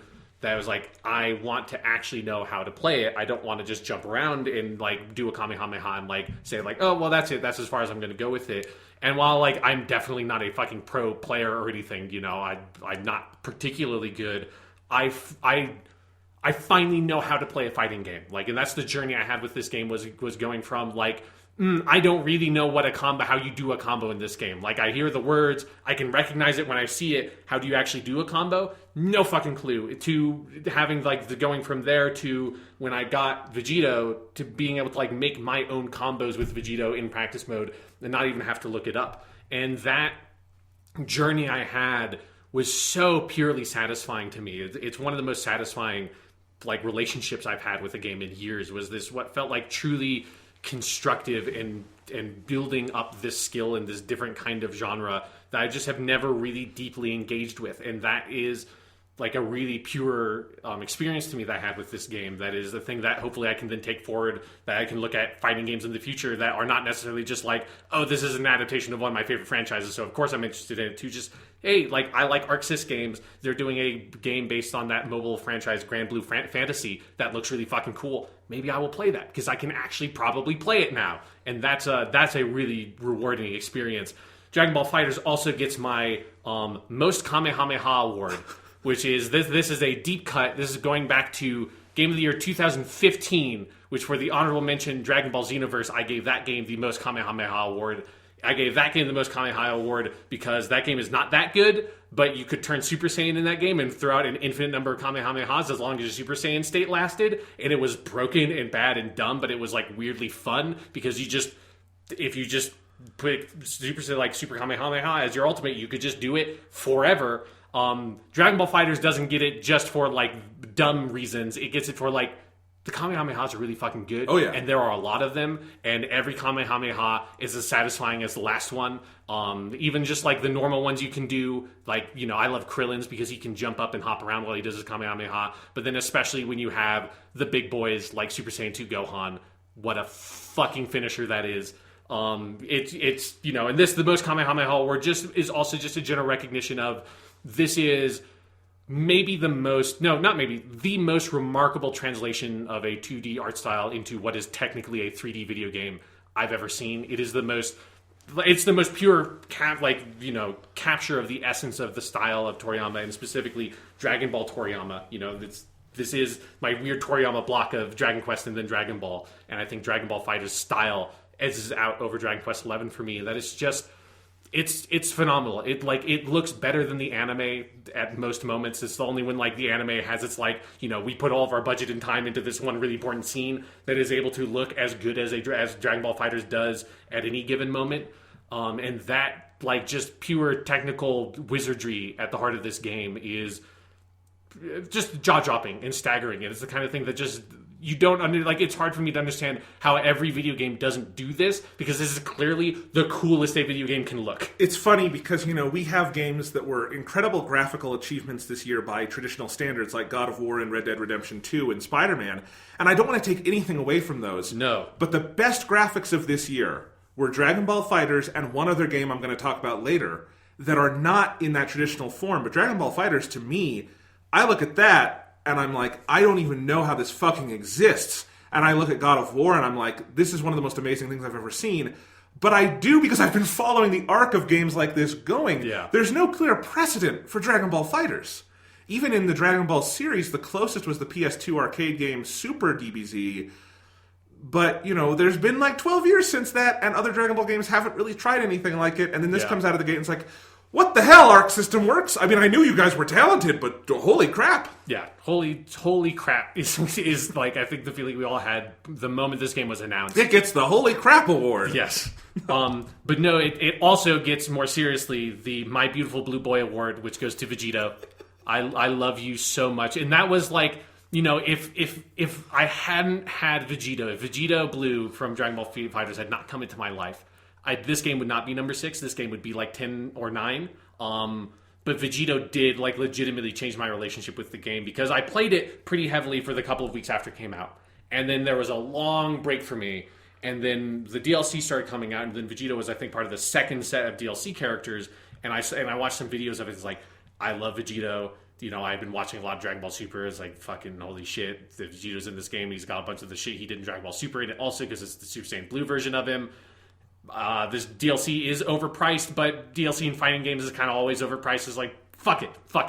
And I just bought the pass, and it was such a good choice because because not just Vegito, also I love a lot of those characters. Obviously, you already talked about Base Goku is amazing. Oh, all the DLC is top notch. Like, it is overpriced, but it's the same kind of thing with like the Persona dancing. Like, business practice aside, the artistic skill that went into it was outstanding. Yeah, because also Bardock is like, even though I've like, Bardock is probably the character I'm like maybe secretly the best at, because he's the easiest character to use, because holy shit, you can just mash shit out with Bardock and crazy shit happens.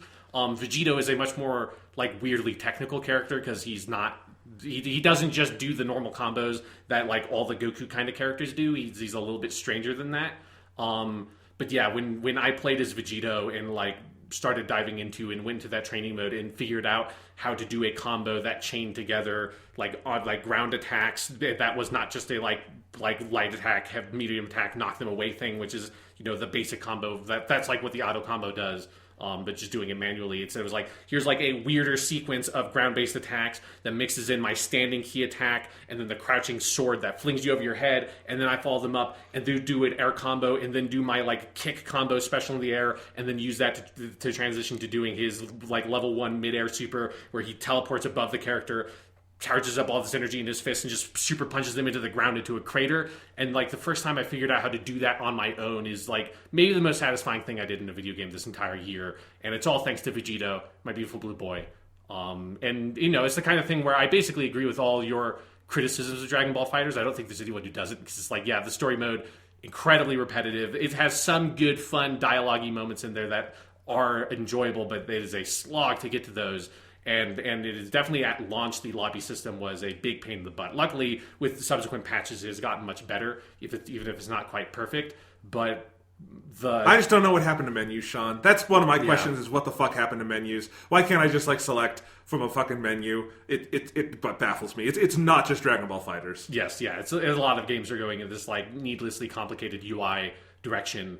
But holy shit, man! When shit pops off in Dragon Ball FighterZ, it is one of those spectacular games I played this year. It is some of the most fun I've had with the game. It is probably the most rewarding experience I had as a player, because it finally was like this entry I had into this whole other genre.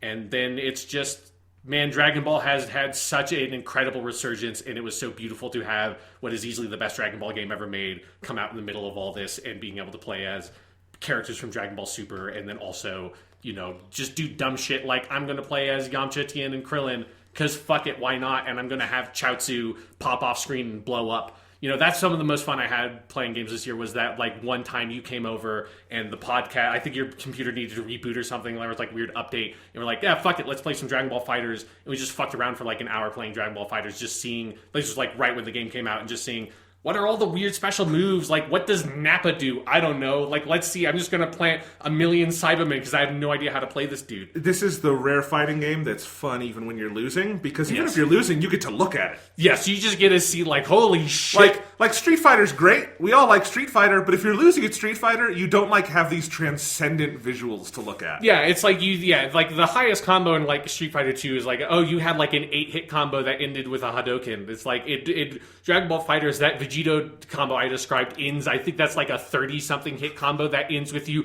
teleporting above the character and super punching them into a crater into the ground, or you can drop down to the ground and make a giant energy sword over your head and just clear the whole screen with it. Or if you have level 3 bar, you can use the Final Flash Kamehameha move and just, if you finish them off with it, the camera pans all the way out and you see a giant blue-yellow, like, blast consuming the entire map while dramatic finish goes over. And that's not even talking about all the fucking, like, when you play as Super Saiyan 2 Gohan in Perfect Cell on the Cell stage, you get that incredible recreation of Gohan going Super Saiyan 2 for the first moment, and all those little, like, extra Easter eggs that, are, I wish, like, some of the ones that concluded fights were a little bit easier to trigger, so you didn't have to go to YouTube to see them all. But the fact that they're in the game at all just goes to show the tremendous love, care, and attention that ArcSys put into this game, and how much love they have for Dragon Ball, and how almost every single move, whether it's a normal attack that's just like a kick or a punch, or it's a character's, like, huge giant ultimate attack, everything is drawn from some sort of source material from the manga. Because I have been rereading the manga in Japanese, and I'm up into the Namek stuff, and I've already seen a bunch of stuff reading the Goku Vegeta fight of a panel that's like, oh fuck, that's Goku's, like, standing ultimate, like, or medium attack. Like, that's just, if you just stand and press triangle, that's the fucking punch he does. Not just like it's a punch, that is, like, the exact punch, and, like, the key frame at the end of that animation is the exact pose he's in this panel of the manga. Holy shit, like, everything in that game is like that, and it's unbelievable. Absolutely. All right, my number 6. You're not going to predict what it is, Sean. You're just not. Okay. Because my number 6. This is the first time I've ever done this on the podcast. It might be the first time you've ever done this. This is a DLC expansion to a game that was not on my top 10 list last year. Okay. And this was also, I should say, for a long time, my number 1 or 2 game of this year, and then the second half of this year happened.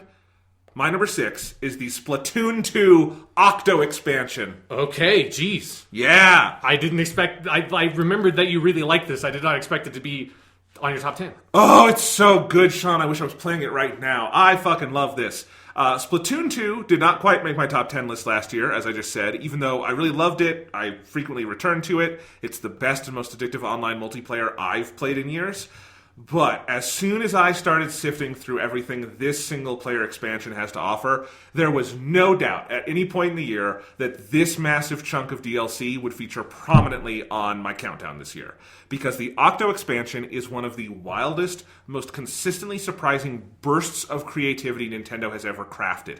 It actually reminds me a lot of Super Mario Galaxy, and particularly Mario Galaxy 2, just in terms of how boundless the sense of imagination is here. That, like, it feels like there's nothing the game can't do. The core gameplay mechanics of Splatoon become so amazingly pliable over the 80 levels that are here. They take the basic ink shooting mechanics of Splatoon 2 and they turn it into a robust platformer, a really smart puzzle game, a third-person cover shooter, and even at the end, an astonishingly good stealth game.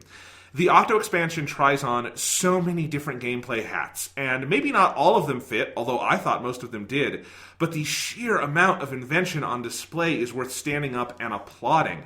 Even the writing in this thing is just so good. It is so witty, it is so unpredictable. The subway aesthetics and the grungy Octopop soundtrack, which is what I'm calling it, they so perfectly accent the base game's just great punk aesthetic.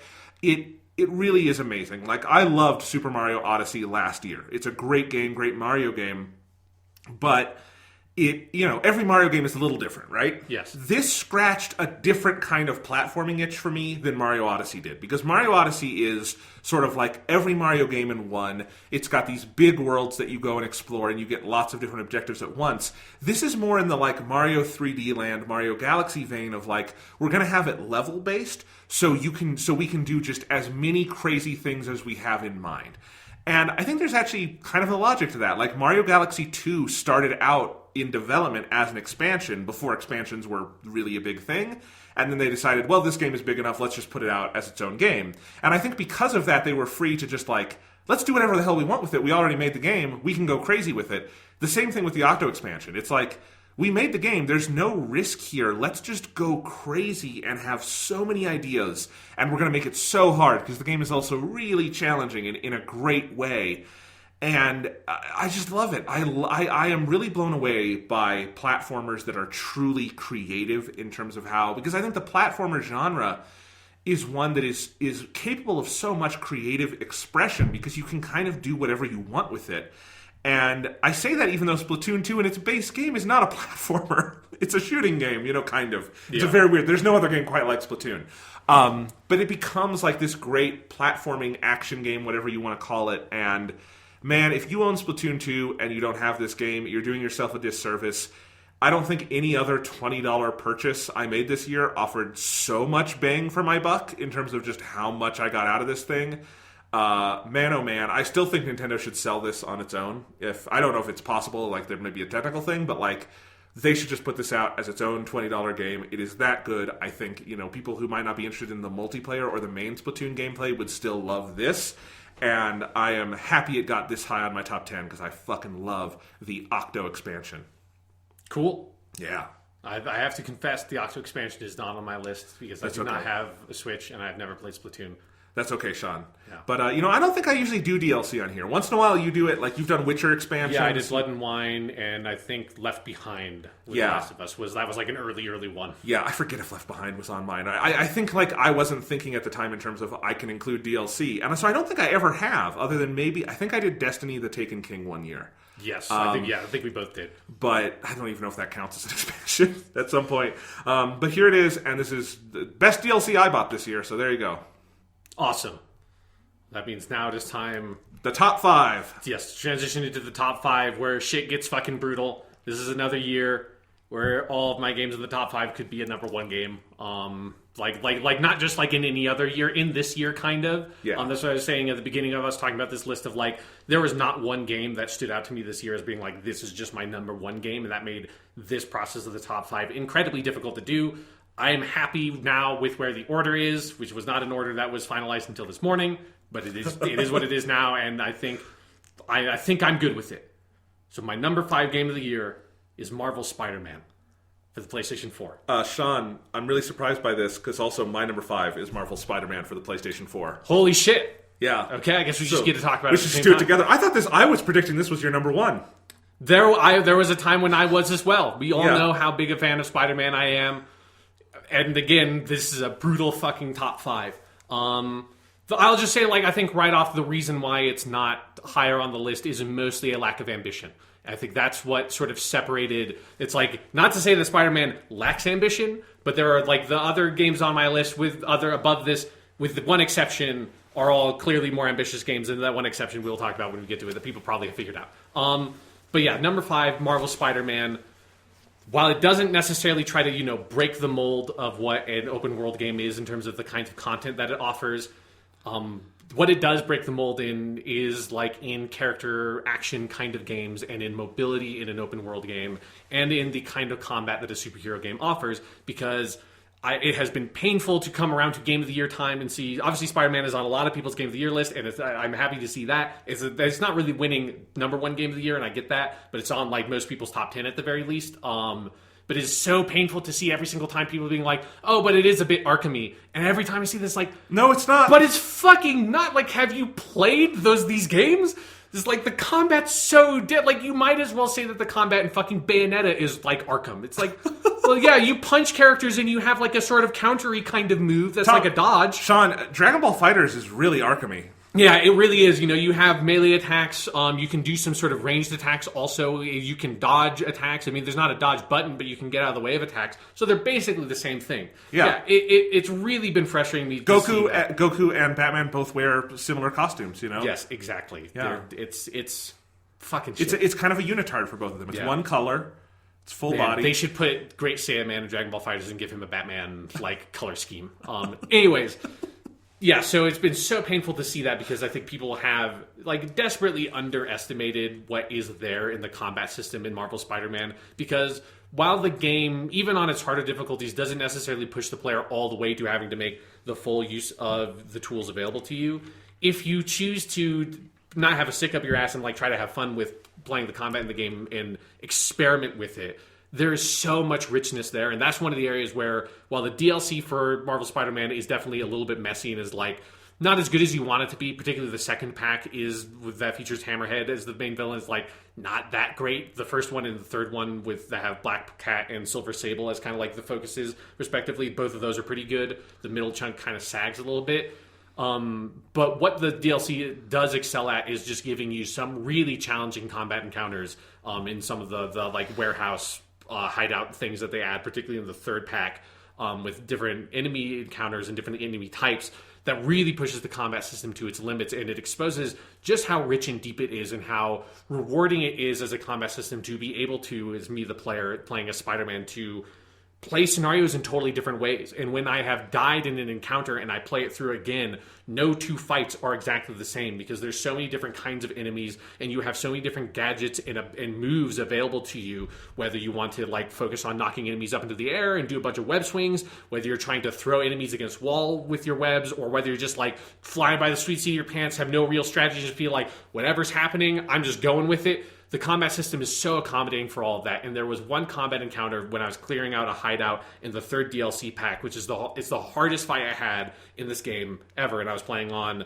the hardest difficulty at launch. I have not yet played the ultimate difficulty that they patched in with the New Game Plus stuff yet, but on that, like the superior difficulty, whatever it's called, I had one of those hideout clear out missions where at the end, I literally had no gadgets left and like 5 health. And I was so desperate. I had spent everything, every web bomb. I usually don't even use the fucking spider bot gadget because I don't find it that useful, and I'm usually just like, it kind of slows me down. I was popping those things out just to be like, I need to get these fuckers off of me for a second so I could take a breath and figure out what's going on here. And I spent everything and cleared out that thing and did it while getting the like 100 combo challenge to get like the extra medal or whatever, and did all of that, and it was so satisfying. And so the combat in Marvel Spider-Man, I think, is if I should just give it this award, like most underestimated quality of a game this year, I think, is the combat in Marvel Spider-Man. On top of that, though, are all the qualities of the game that were not underestimated and that everybody enjoys. The first of which being the Damn That Feels Good award, which goes to web slinging. Mm-hmm. Just fucking web slinging, man. That's one of the most joyous things about having come back to the DLC was I just love swinging around this world and just swinging and seeing what's happening, or just not even paying attention and just swinging and having my mind totally blank. Like a pure sort of Zen video game experience of it doesn't matter what's going on. I'm just swinging through this city, chaining together all these different traversal mechanics, because that is, of course, the thing that Insomniac brought to Marvel Spider-Man that no previous Spider-Man game, not even the beloved Spider-Man 2 ever did, which is have mobility not just be swinging, having swinging being like the fulcrum point of all these different mobility and traversal options that are available to you, like web zips and point launches and wall runs and like the sort of like, like the sharp 90-degree turn you can do off of wall runs and all the little different sort of abilities you have, the super jumps and chaining jumps and that kind of stuff. It's such a richly rewarding traversal mechanic. It's the most fun just moving in a game I've had this year. And that is a, remarkable achievement, but also a necessary achievement for Spider-Man, and one that sets it apart, even if like the nature of the side activities are not always the most incredible things in the world, and it's like you sometimes wish there was a couple more deeper side missions available in the game. The act of just swinging around the world and moving from one point to the other is always deeply satisfying, and that is, like, I think bar none, like the most necessary quality an open world game needs to have today. Is just the act of moving and existing in the world has to be satisfying, has to be engaging, and Spider-Man has that in spades. Spider-Man also has one of the most heartwarming, effective stories of any game this year, which was the thing that I think was, in many ways, the most surprising quality of the game to me. Was like, I was hoping it would have a good story, but Insomniac as a studio is not known for having incredible stories in their games. They're known for Ratchet and Clank. They're known for Sunset Overdrive from earlier this year, which are games that, even though Sunset Overdrive didn't sell that well, the people who played it always like, man, the mechanics of this game are so sharp. Even if the storytelling and some of the setting stuff are kind of rough, like, this Insomniac has always been lauded for their incredible skill at game design and creating gadgets in different sort of like scenarios. And what with Marvel Spider-Man, where they really upped their game, was digging deep into the character of Peter Parker and then his supporting cast with Mary Jane and Miles Morales, and making the crucial decision of making them playable as well and making them as much a part of the story as Peter is. And really just saying, we're not just doing some sort of generic video game superhero story. We're really going to try to go for something deeper, tell a story that's richer and more involved than the stories that even like the Marvel movies generally go for, outside of the exceptional ones like Black Panther and Thor Ragnarok are the only ones that are in the same level as Marvel Spider-Man to me. And that mentor-student relationship that Peter has with Dr. Octavius throughout the game, which is sort of the heart of the story, I found so affecting. And last night, when I was trying to figure out what to do with this game on my list, I rewatched the ending cutscene of the game. That whole sequence and all the stuff with Aunt May, all the stuff with Dr. Octopus is so incredibly powerful. And that, is, again, the thing I think that most impresses me about this game is that it doesn't just understand Spider-Man from a mechanics point of view, which is something that other video games like Spider-Man 2 have done, but it also understands Spider-Man from a narrative point of view and gets to the heart of the character. And that's why this game propelled me to reread hundreds of issues of Spider-Man comics, or like reread 100 plus issues and read for the first time 100 plus issues of Spider-Man comics, because it just, reinvigorated my love of the character, which now also then transitioned into fucking Into the Spider-Verse, which is also the best movie of the year for me.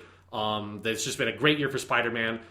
But also, I have to give my final award to Spider-Man, which goes to the best Spider-Man, which is Mangaverse Spider-Man from the second DLC, which is Spider-Man from a kind of short-lived Japan manga series that refigures Spider-Man as the inheritor to basically a ninja clan. I think they call him the Spider Clan suit in the game. I'm just going to show you a screenshot, Jonathan. This is Mangaverse Spider-Man. Holy crap, that's cool. He's so fucking cool. And it's just like, he's the most unusual Spider-Man of all the Spider-Man suits you can play as in the game, because he's supposed to be like 15 or something instead of like the 25 or whatever year old Spider-Man that you normally play as in the game. And I did a lot of the side stuff in the DLC, swinging around as Mangaverse Spider-Man, because he is super fucking cool. Nice. So, Sean, I'm also going to talk about Spider-Man because it's also my number 5.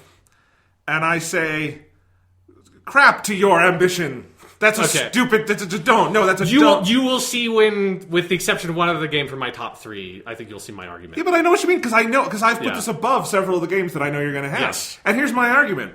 Yeah, Red Dead Redemption 2, God of War, I see how those are more quote-unquote ambitious, but Spider-Man is a better fucking game, and it's a better fucking game because it's virtually a perfect fucking game. Like, as much as a big AAA game like this can be, I don't have any complaints about this game.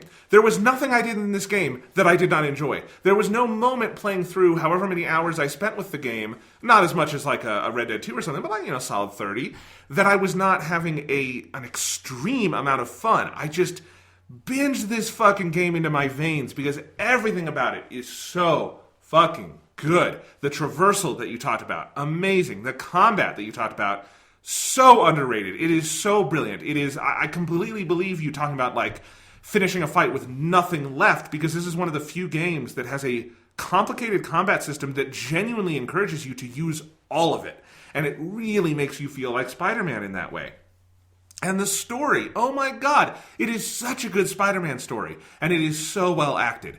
You know, just the entire time I played this, I think I've maybe made this joke before, but the thought would cross my mind that, like, this game only exists because an obsessive Spider-Man fan must have made a wish on a cursed monkey's paw, and that's why our world is terrible, but why we got this one really great game. Like, that must be it. And then I would remember, no, it's because they gave a Spider-Man game to a genuinely talented developer. Yeah. You know, and didn't farm it out to some, you know, movie-based game developer that are all gone now. Yes, it wasn't Activision just sort of shitting on Beanox and saying, fuck it, put out The Amazing Spider-Man 2 in time with the movies. Like, okay, shit, I guess we have 6 months to make a Spider-Man game, fuck it. You know, they hit the fucking jackpot with this one. It is so good. It is so inspired at every level. It is such a labor of love. I think it does things that are genuinely so interesting with the video game medium and how it uses these side characters like Miles Morales and Mary Jane and having you play as them and see their view on the world. I think all of that is really compelling. I even love some of the stupid shit in the game, like the weird puzzles that you have to do. I know some people hate that. I love those weird puzzles. I like They're puzzles. You know, I just genuinely, there was nothing I did not enjoy immensely about Spider-Man. There are 4 others higher on the list for me, but as you'll see, they're 4 very different games.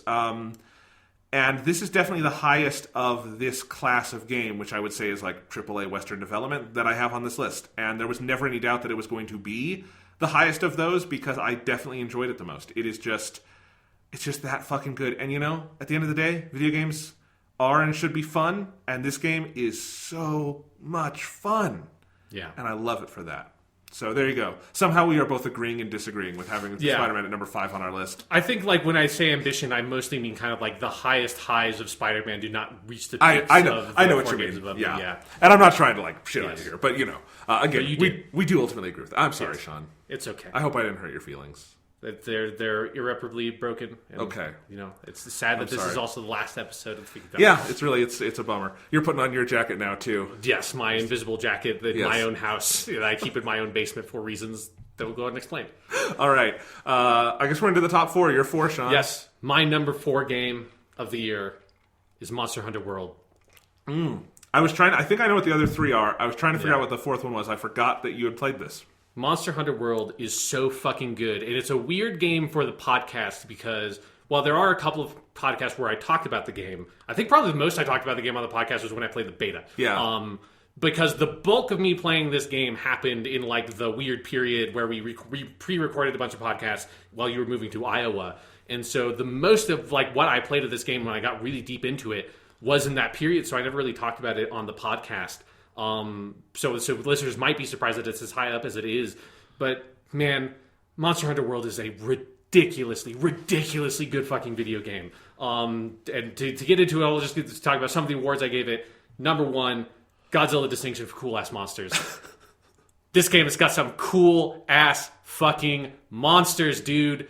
And it's the thing that like is so incredible about this game is it realizes that sense of like the game is about the monsters. Like, that's just what it is. It is about seeing all these different incredible creatures that are so unique and so different and getting a sense of what their lives are like what their biology is, how do they exist in this environment, what kind of animals do they eat, and what vulnerabilities do they have that I can exploit, either like in terms of some of their AI stuff or in terms of, you know, like, oh, they're weak around their tail, or like this is like a weak spot that I can hit. I can use a fire attack to do this to it.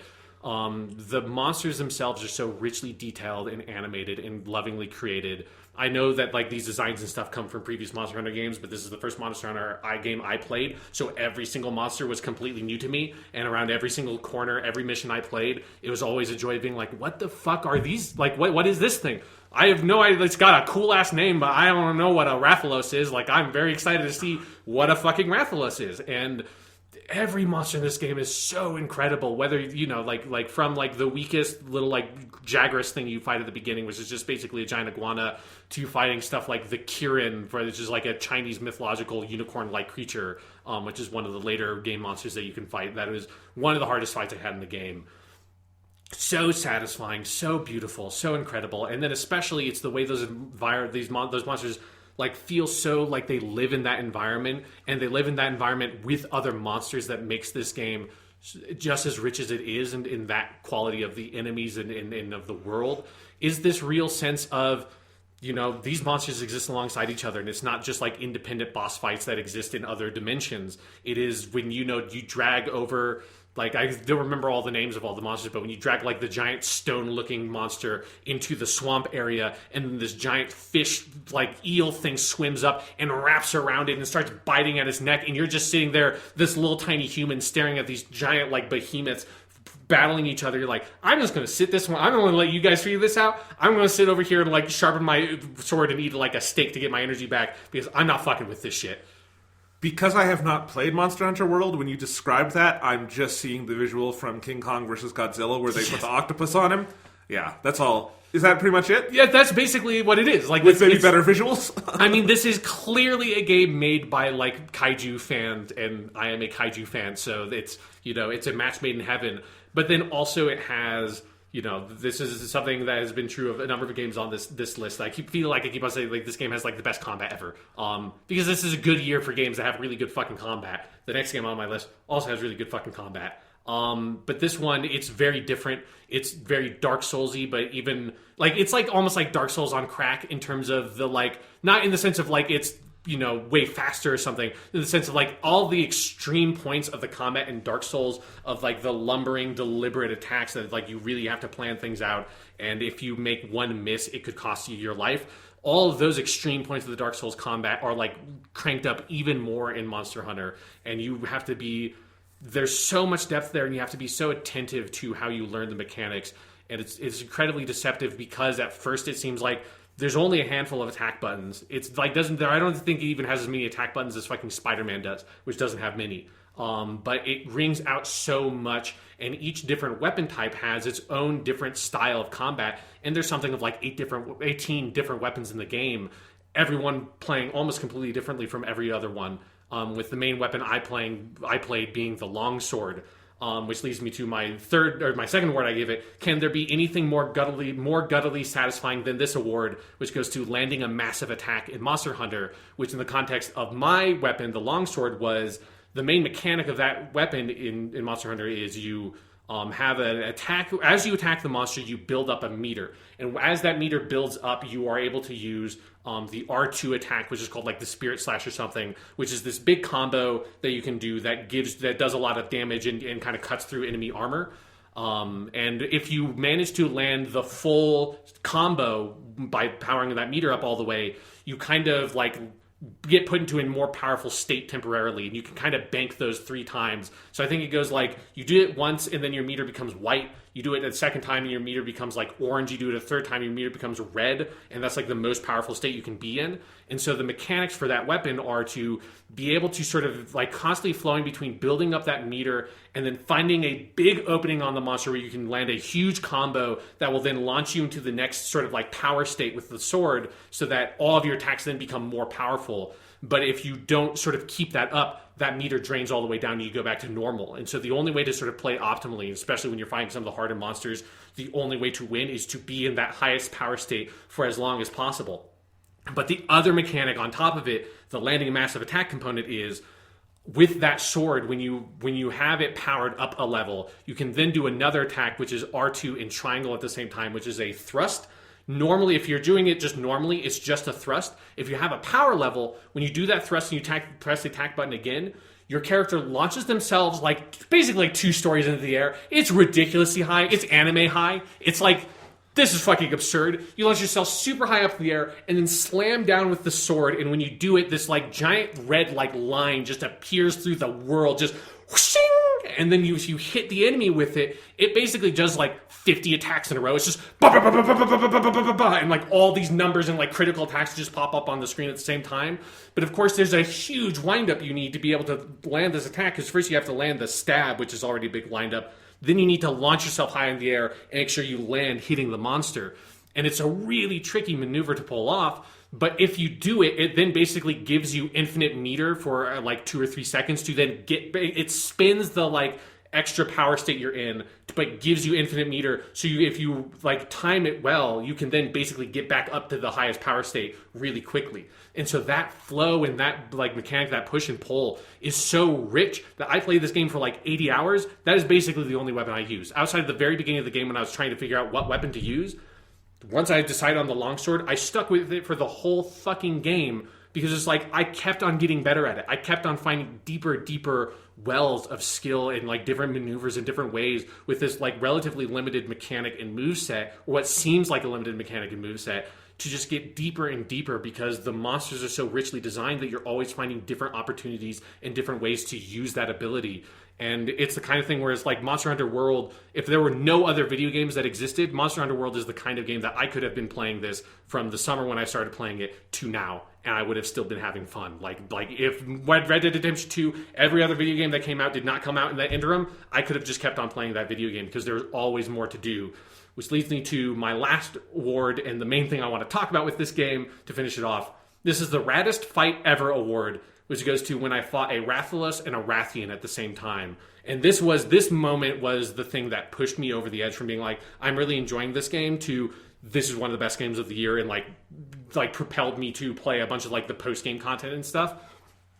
So a Rathalos and a Rathian are both kind of related monsters. The Rathalos is a giant, like, kind of flying dragon, kind of classical Western dragon-looking thing. And a Rathian is a much bigger, meaner version of that. And so the first time I fought a Rathian, this whole fucking ridiculous sequence happened where, you know, I go out, I encounter this Rathian, it's like, this is my mission to hunt this thing. I'm like, okay, this is a big, scary-looking dragon. It's the hardest monster I've fought up to this point. Let's do this. I'm fighting the Rathian for a while. Like, you know, these fights go on for a long time. This fight ended, I think, after like 40 minutes, ultimately, which is longer than usual. Because in the middle of fighting this Rathian in the first area, a Rathalos, which is again a smaller, kind of like red version of the Rathian, where the Rathian's like big and black and scary, a Rathalos comes in, and I've killed a bunch of Rathaloses. My armor was literally made from me killing like a dozen Rathaloses earlier in the game. So it's like, maybe that's why this Rathalos was so pissed off, is I'm wearing this like entire family on my back. But it flies in, and it gets involved. And because the Rathalos and the Rathian are kind of part of the same monster family, they don't normally fight each other. So they're both going after me. And all of a sudden, I'm already having this really hard fight against the Rathian. All of a sudden, I'm fighting two giant dragons, and you can't just do that. Fighting two monsters at the same time in Monster Hunter World, the game, when you're on your own, the game's not built to do that. In those situations, you're supposed to run away or use other tactics. So the whole fight then became, okay, shit, oh my god, I cannot deal with this. And I'm just like running away and trying to maneuver to force the monsters to like hit each other on accident because they're swinging their big tails, and like the Rathian is kind of knocking the Rathalos around because it's so big, and it's the only way I can kind of like manage this fight. And so I'm like trying to get a couple of hits in, but mostly just trying to like stay alive and keep these things far enough away and in like a close enough position that they're accidentally hitting each other. And eventually, when you do enough damage, the monster will flee to another area of the map and you have to track it and follow it. So when I finally got the Rathian down enough that it ran away, I was like, okay, great. I will get out of here, leave. The Rathalos is going to go fuck off, and I will go find the Rathian and finish my fight, and this will be fine. So I go and track down the Rathian again, and it's flown up higher up in this tree because it's in this big grassy map that in the center is a giant, like, Yggdrasil like style, massive tree. And it's about halfway up the tree. And so I climb up there, follow it, and start finding the Rathian again. It's like, okay, now it's going awesome. This Rathalos is fucked off, and I can just focus on killing this one Rathian. And then all of a sudden, the Rathalos flies back in and comes back in. It's like, oh, fucking no. And this is a kind of wider area that I'm in this time, and it's harder for me to execute on that earlier strategy. So it kills me once, and I respawn and come back. You can basically die twice. If you die 3 times in the middle of a mission, you have to go back and like retake the quest from the main hub area. So I die once, go fight it again, like fight them to a standstill. The Rathian flies away again this time, but this time also the Rathalos kind of flies with it. I'm like, oh shit, these guys. And this is not how this mission goes normally. Like, this does not happen all the time. Not always does the Rathian spawn in. Not always does the Rathian spawn in the same area as the Rathalos. It just happened that this time I went into the mission, they also put a Rathalos somewhere else in the map, and it just happened to come over here. And now the Rathian and Rathalos are kind of buddies. So I follow it to this other area, and I'm fighting them there, and kind of getting my ass kicked by and I get killed, run back, fight them there again, and then they fly off again. I was like, okay, I think I'm almost done. Like, the Rathian is really weak. I am on my last legs. Like, if I die again, it's over. They have flown away. And I look at it, it's like, I look at the map, I was like, where have these guys flown to? And they had flown to the highest point in the map, which is somewhere I had never been before. So I go back to the tree, climb all the way to the top of the tree, to a place I had never been. At the top of the tree, which is kind of also like, it's a tree that's built into the side of the mountain. And so at the top, you get to this point where like the tree and the mountain have kind of like grown into each other, and then there's this big spacious nest, which is the Rathian's nest, in this huge nest. And then there's this kind of like that's right on top of a waterfall, and then there's kind of the mountain and like all this tree stuff right behind it, and then this huge view of like the plains in front of you. And so I follow it up there, and the Rathian is up there, and the Rathian is sleeping, trying to regain its health. And the Rathalos is there, its little brother, just kind of on guard and just sort of hanging out there. I'm like, motherfucking, this fucking Rathalos will not go away. And so it's like, well, I need to do this. I need to execute this fight. I need to win this. And there's also a time limit that's like an hour or something. It was getting to the point where it's like, if I don't get on this, like, I might actually just lose this match because it's taking me so long because both these monsters have so much health. And so I was like, I'm just going to dive into it and get into the middle of this fight. And I dive in there and I smack the Rathian enough to like kind of get it to wake up and get a few free hits in there. And then I'm trying to manage this fight with these two giant dragons on top of me. And then what has basically felt like a miracle from God happened. Because again, I had never been on this part of the map. I had no idea that this could happen. While I'm fighting the Rathalos up against the side of the mountain like tree area, the Rathalos swings its tail at me. I jump and dodge out of the way, and the tail knocks aside this big wooden thing that was just like a big part of the tree that I realized it was actually a makeshift dam because the waterfall, the river that was making the waterfall was trickling out of the bottom of it. And so the Rathalos knocks it aside, and a fucking torrent of water pours over the Rathalos, knocks it over, and washes it off of the side of the mountain, and it falls screaming down to the bottom of this pit, with the pit at the bottom of it now a much bigger, much more full waterfall, and the Rathian was off to the side and had not been affected by it. And so I'm like, oh my god, that was a fucking miracle. Now it's just me and this Rathian up here, like, battle to the death. That Rathalos is at the bottom of that hill. It's deeply, I don't think it ever died, but it was like horribly damaged and didn't fly up again by the end of the mission. So it's like just me and the Rathian. So I start fighting the Rathian, swinging my sword, getting some good hits in. It flies up now into this exposed cave area of the map, which behind this weird dam that all that water was, that I had no idea was even a part of the map. So I follow it up there, and there's like gems encrusted in the side of the wall, and I'm fighting this dragon in there, and I'm getting my combos hits in there, and I'm at my highest power level, and I finally do it. While it's coming to attack me, I do, I think it's triangle and circle, which is this fade / attack where you kind of do a sidestep and hit at the same time. So while the Rathian is diving at me, I do that, hit it in the eye, stuns it, it falls over. I'm at the highest power state. Again, if I die, it's over. I'm like, okay, this is my chance. And so I do my big attack, my massive attack, stab it in the side, propel myself up into the sky, 2 stories up, almost like kind of like touch the ceiling of that fucking cave, swing down, shing, fucking like 50 attacks happen, bum, bum, bum, bum, bum, bum, right on top of its head, and kill it. And the mission's over. And I leaped off of my couch thinking, like, this is the most amazing thing I've ever done in a video game. Like, it's the most exciting fight I've ever had, being pushed right up against the wall by this absurd scenario of fighting these 2 monsters at the same time, and by, you know, the grace of God washing the Rathalos away, and me executing on, like, my, like, most powerful attack, which was something at this point, I wasn't even that good at using yet. This was like the most effective use of that attack I had managed to land yet. And using that, and it was like every single system and mechanic of the game working in concert to deliver a moment that no other video game experience I have ever had has replicated. And that's why Monster Hunter World is my number 4 game of the year. Damn. Yeah. That was a long explanation, but I want to see the movie of that now. Exactly, right? Yeah. Like, it was that thing where it felt like this is a better dragon fight than any movie I've ever seen, was the experience I had coming out of it. I fought Rathalos this year, too, as a boss in Smash Bros., because he is in that. He's a boss. Right. Not as exciting as in the actual Monster Hunter. Not that you would expect it to be. It would be impressive if it was. Yeah. Smash Brothers Ultimate, a fucking absurdly good game. But yes, that's my experience with Rathalos. Yes, all right. I wish I would have played some of this game. I think what holds me back from Monster Hunter is I genuinely do, like, this is not a moral problem. This is not me, like, preaching. It's just a personal thing of, like, I have trouble killing animals in games that are not super cartoony. Yes, yeah, I get that. I still think it seems like an amazingly cool game. I think it's amazingly cool that the world is that rich and sandboxy and kind of like that chemistry experiment setup where anything can happen, because anything has to be able to happen for what you just described to happen. Exactly, yeah, because like most people playing that mission did not have that experience at all. Most people playing that mission fought a Rathian. It was hard because they never fought it before, but they prevailed and killed it. And it's like, it's fine. And it's like, for me, it became this like grueling battle of attrition between these two fucking monsters. Man, Sean, I have a prediction of what your top 3 are, but I have no idea if I'm right. Okay. I'm going to write it down right now just to see if I can get it right. Okay. We'll do... I'll type mine out of the way. We'll do what I think Sean's top 3 are, and we'll see if I'm right, and maybe I get a prize if I am. Well, once you do your number 4, I'll do the same for yours. Okay, I was about to do mine for you, and I was like, wait, you haven't even done your number 4 yet. No, I haven't. It would be stupid to do it now. So, Sean, my top 4 is where, for me, this got really tricky, because my 10 through 5, the ones you've heard me talk about so far, those just fell into place. I knew those were on the list. The rankings came to me really fast, and they never moved. I never re-ranked those ones. They just felt right to me. Even while, a lot of the times when I write my blurbs before we do the podcast, both so I have notes, but also because the writing helps me. It also has done this for me for over a decade now with top 10 film lists of figuring out the rankings. But those ones were really easy. The top 4, this is a 4-way tie for number 1.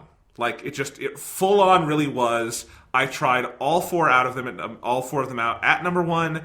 Only one of them felt right, and I am confident in that number 1, and I'm happy that one's there. So maybe we can say this is a 3-way tie for number 2. Okay. But I'm not presenting them as a tie. But like, I was re-ranking these as early as 2 or 3 hours ago.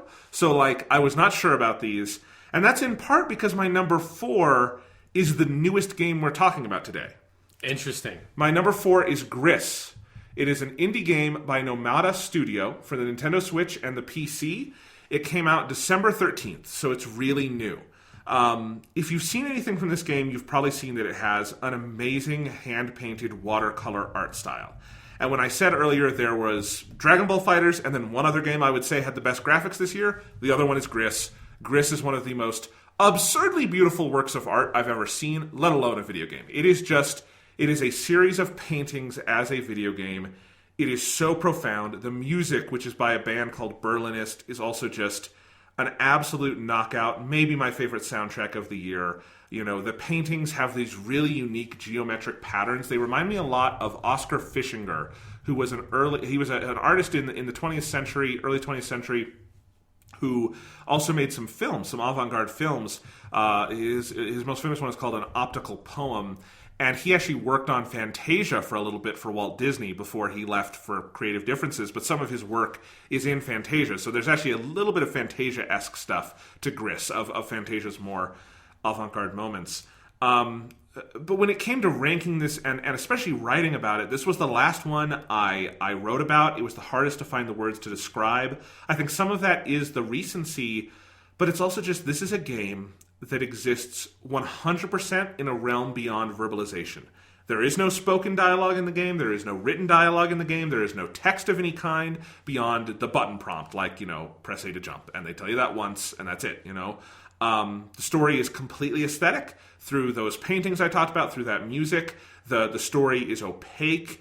Roughly it concerns a mysterious woman who has her voice stolen by a equally mysterious force, and she goes on a journey to get it back. The gameplay is simple but extremely satisfying, I should say. It's a mix of sort of basic platforming and environmental puzzles. More of the puzzle side of things. Like the platforming is not challenge-based platforming usually. It's more about how you navigate the environment. And it really is, like another game I'm going to talk about later, kind of an empowerment narrative, as you start with very little, but the ability to move and jump, and you gradually reclaim more and more powers as the game progresses. None of these elements can be entangled from one another. Each works in harmony to create this dense, penetrating sense of mood and of atmosphere, but also, and this is where the game just soars, to create this profound sense of thematic resonance. Though I think that resonance is going to be different to everyone who encounters it, because while this game's beauty just continually overwhelmed me, I also spent a lot of my time with it sort of retreating into my own mind, almost meditatively, just finding my thoughts associating in all sorts of unexpected, emotional, very existential directions. And I think the story's power comes in some way from these associations, from what the game asks you to offer of yourself, what pieces of your mind and heart you are willing to commit alongside its aesthetic being. It's a truly profound, masterful piece of what I would call abstract art. I think it's one of the great avant-garde video games. Though not inaccessible. I don't mean that in like it's avant-garde because people are, chopping other people's dicks off, which I think is what most people think avant-garde is if they've only listened to this podcast, because I talked about that a lot in college. I thought avant-garde just was French for cutting dicks off. Yeah, but no, it's also just, abstract art and beauty. And in this game, I saw a story about what it means to lose everything and to slowly and surely move towards getting some part of it back through a world that continually threatens to swallow you whole in the darkness. But that inexorable march towards the light, which the game is committed to illustrating all the way through its just note-perfect final moments, is one of the most hopeful, life-affirming visions I have ever glimpsed in this medium. Gris is not just a great work of art, it is not just a great indie video game, it is a gift to the human spirit, and I cannot recommend it highly enough. Like I said, it's on the Switch right now, it's also on PC. I hope it comes to more platforms so more people can play it. Because it's a masterpiece. It's a perfect game, it deserves to be played. It's only 3-4 hours long, but goddamn, it is dense with beauty and mechanical ingenuity and emotion, and I was bowled over by this thing. Cool. Yeah. So, that's Gris. You have not played that one yet, right? No. Yeah. Because you'd have to play it on your laptop, which would not be the optimal way to play this. No. Yeah. Yeah. All right, so that's my number 4. Do you have predictions for my top 3? Yes, I already wrote mine down. All right, fun. We will see this at the end. This will be our second contest of the day after the drafting we did earlier. I'm very confident about 2 of them. Maybe I don't know if the placements are right, but I'm very confident about 2 of them. One of them I think is maybe a Trojan horse. I don't know. Okay. I know your 3 games. I'm pretty goddamn sure. The placements are vexing. I think my 3 are pretty easy to know. Okay. Well, then I want to hear. What's your number 3? My number 3 is God of War. I was right. Yep. I think I'm right. I think I know this. Interesting. We'll see. So God of War wins first. The game's so nice. I wish I had time to play it twice. Because I could give that to a lot of games. But specifically God of War, I'm actively frustrated with myself that I couldn't find a spot to play it again. It is mostly because of Dragon Quest XI. Dragon Quest XI, you playing Dragon Quest XI happened right in the spot where I was in my head, that's when I'm going to play God of War, is late September, early October. To be fair, me playing Dragon Quest XI did coincided with its release in the United States. Yeah, but that has nothing to do with me. I know. I was never going to play that version. So it's well, all of a sudden, I guess I'm buying the Japanese version of Dragon Quest XI and playing that. And that took me 110 hours or something dumb because I played the Japanese version of it. It took me forever to read everything. So I certainly didn't fit God of War in because I really wanted to play the New Game Plus mode at the very least. It's... I still really want to play it again, but now I also really want to play Digimon again, so I don't know what I'm going to do. This time, it sucks. It's a thing. God of War would take significantly less time to play again, so I would say start with God of War. That's a very good point. Because God of War is, you already talked about it, what was it, your placement, 6? 7. 7? Yeah, so it's a hell of a fucking game, man. And it's that kind of thing where... I think for me, and I think for kind of both of us, God of War and Marvel Spider-Man being the 2 AAA Sony games, they're interesting comparisons and they kind of fit in a weirdly similar space in my mind. And it was always I had the constant struggle since playing Spider-Man of which one do I like more. Because obviously I'm a huge Spider-Man fan. I'm nowhere near as huge a fan of God of War, but I do like those first 3 games quite a bit. But there was something about God of War that even though it came out earlier in the year, and even though I have been continually kind of on and off with the DLC, played Spider-Man a bit since it came out, when I kind of skipped when the second DLC came out and played the second and third at the same time last week. So I had that one little moment late October or whatever when the Black Cat DLC came out, and then kind of 2 months off, and then played the last 2 DLCs for Spider-Man. But in that time off, Spider-Man hasn't necessarily sat with me the same way. And I haven't had that need to go back to it, and I certainly haven't had that I have had moments where I'm kind of fantasizing or just not fantasizing but daydreaming or kind of drifting off. I'm sitting on the light rail on my way down to Denver or something and just sort of passively occupying my mind, and my mind just goes to Spider-Man and swinging around. That has happened a couple of times, but throughout the entire year my mind has gone back to either like a couple of story moments in God of War, or just the flow and dance and movement and animation of the visual quality of the combat of God of War is something that has sat with me this entire year. And there's something like hypnotic and like kind of weirdly beautiful about it. And it's particularly, it's that fucking axe, man.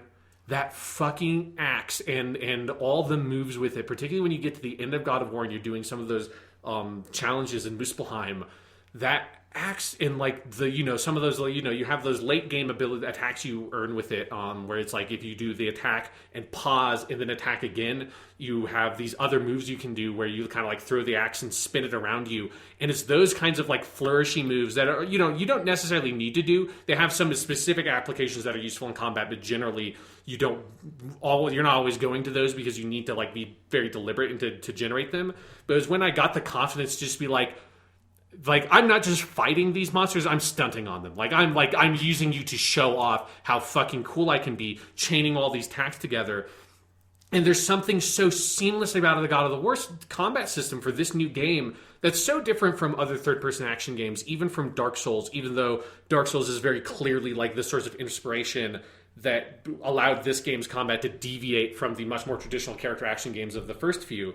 And it's that while it doesn't have like, here's a combo system. It doesn't, which is what God of War has. It's what Ninja Gaiden has. It's what Bayonetta has. It's what Devil May Cry has. Those games have, and then like traditional fighting games like Dragon Ball FighterZ, they have combo systems. Like there's a specific thing. Usually those games even tell you, here's like a thing that pops up on screen, the number of like, you have like this number of chained attacks, like Spider-Man has it.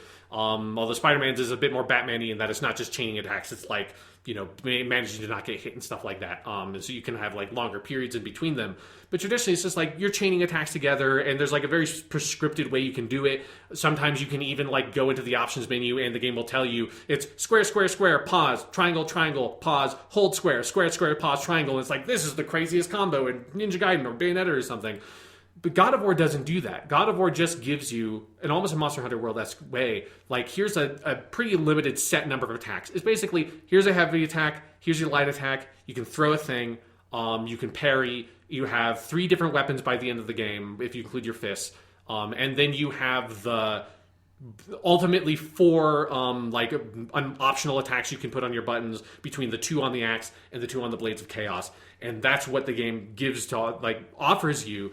And it doesn't have, like, here's all these big, long, crazy combo chains and stuff like that. What it has is these, like, core set of attacks and abilities that do chain into each other. And there's so much richness in being able to craft the combo system and the combat system to whatever you want it to be and whatever encounter you're doing.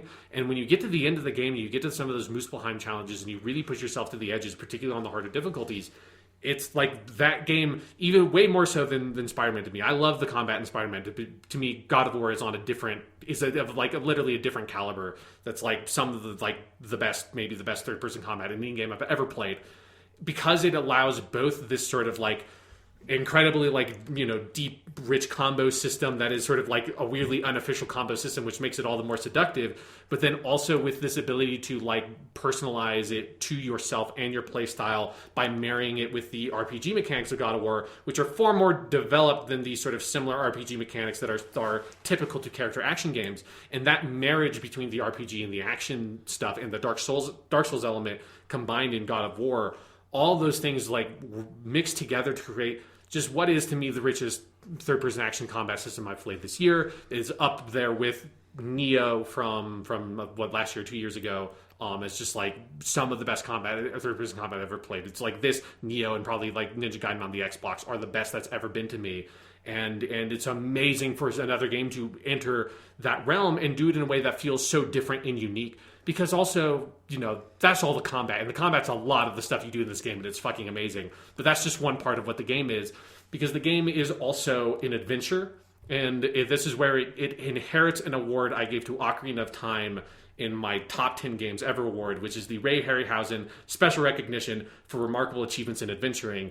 Because that is, to me, a lot of why God of War is as high as it is that also it literally inherits something from Ocarina of Time to me, which is something that is actually something I felt about the first God of War back when I played that on the HD collection I got on the PS3 that one summer, was it. That was when I was very like dispirited with Legend of Zelda and felt like that's like Twilight Princess had been the last Zelda game I had played. And it was just like that game. I know that you like it, Jonathan. But that game was such a chore and a slog to me, and felt so much like that franchise was just entrapped by what Ocarina of Time, like Link to the Past and then Ocarina of Time had done to that franchise, just caged it. And even though Breath of the Wild was not entirely to my taste, I'm so happy that Legend of Zelda is fucking set free finally and doesn't need to be in this fucking cage anymore. And God of War felt like, oh my god, this is another world where you can have another Legend of Zelda, you can have a Legend of Zelda-like game. But what if like the combat was really good? And what if the story was of a different style, but it still had this core sense of adventure, this mix of combat and puzzle and story that is so unique to Legend of Zelda. And there's very few games I have ever tried to do anything else like it. Like the Darksiders on Xbox 360 has some of that, but I never liked that game that much. And God of War, now 2018, gives me that sense again in a way that God of War 2 and 3 never did. It gets back to this like, this game is weirdly Zelda, but with combat that kicks everything else's ass. And like that, it's weirdly Zelda, but you can cut things' heads off. Yes, it's weirdly Zelda, but you also have a magic ice axe that you can throw and like cleave people's heads out and then like pull it back magically with your hand. It's weirdly Zelda, but you also walk around with a decapitated head on your belt. It's weirdly Zelda, but you also have a boy with you the entire time, right? It's the thing about God of War that I just love is that it captures this like a certain part of the like just core fantasy adventure thing that is what made Ocarina of Time one of my favorite games ever. Where did I put that? That was like my number 2 or number 3. It was my number. Oh no, right. Witcher 3 went above it. That makes sense. Yeah, my number 4 all-time game of the year. God of War inherits that sense of adventure from that game, but also obviously propels it into what like a AAA game can be and do in 2018. And this is one of the easily most impressive games to come out this year on these consoles. The like one-shot cinematic quality of it, what is still like, even with Red Dead Redemption 2 pulling off shit that like nobody thought these consoles would be able to do, I still think the most like impressive single technical feat any game has accomplished. And I've seen this echoed by other developers, like Rami Ismail who's a developer for Glambeer, an indie developer. He wrote a top 10 list on GiantBomb.com, and he talking about this game. He mentions this exact sequence where you go from the top of the mountain and with like Fight the Dragon, all that shit, and go from there all the way down into the teleporter thing room where you go between the different realms and go into another realm, like Helheim, I think it is, all seamlessly. Yeah, without a single cut, without a single load screen. It's the most incredible. Like, video games can't do that. That's not a thing that video games are supposed to be able to do. And other developers are also just like, this is magic. I don't fucking know. If someone who makes video games for a living can't find the seams in that scene, what the fuck, dude? Like, that's utterly incredible.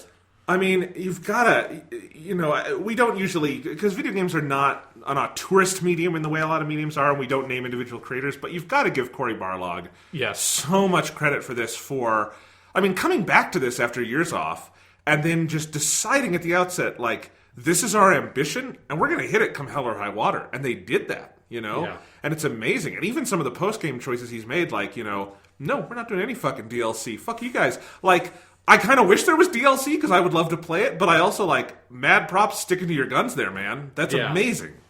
And it's one of those other things that makes it kind of feel like Ocarina of Time, is it feels like it comes out of this older period of video games. Where it's like, it's just done. It came out done. It's just done. Like, they patched it to like add the new game plus mode, and that's cool. And I want to play that. And they probably like did a couple of like, we fixed a bug here or there. But it's like the game you bought at launch. That's basically what God of War is. Yeah, we could recommend someone like who somehow doesn't have any internet connection just play the game off the disc, and you wouldn't be missing anything. Yeah, and there is something really amazing about that. It's one of the things that makes this game feel very timeless to me. Yeah, which is a quality of it that I so adore. And then, of course, also there's the story, where when you talked about on your list, you mentioned some of the missteps the story has, particularly near the end, that we both talked about when we did the podcast about God of War, and we both agree on those.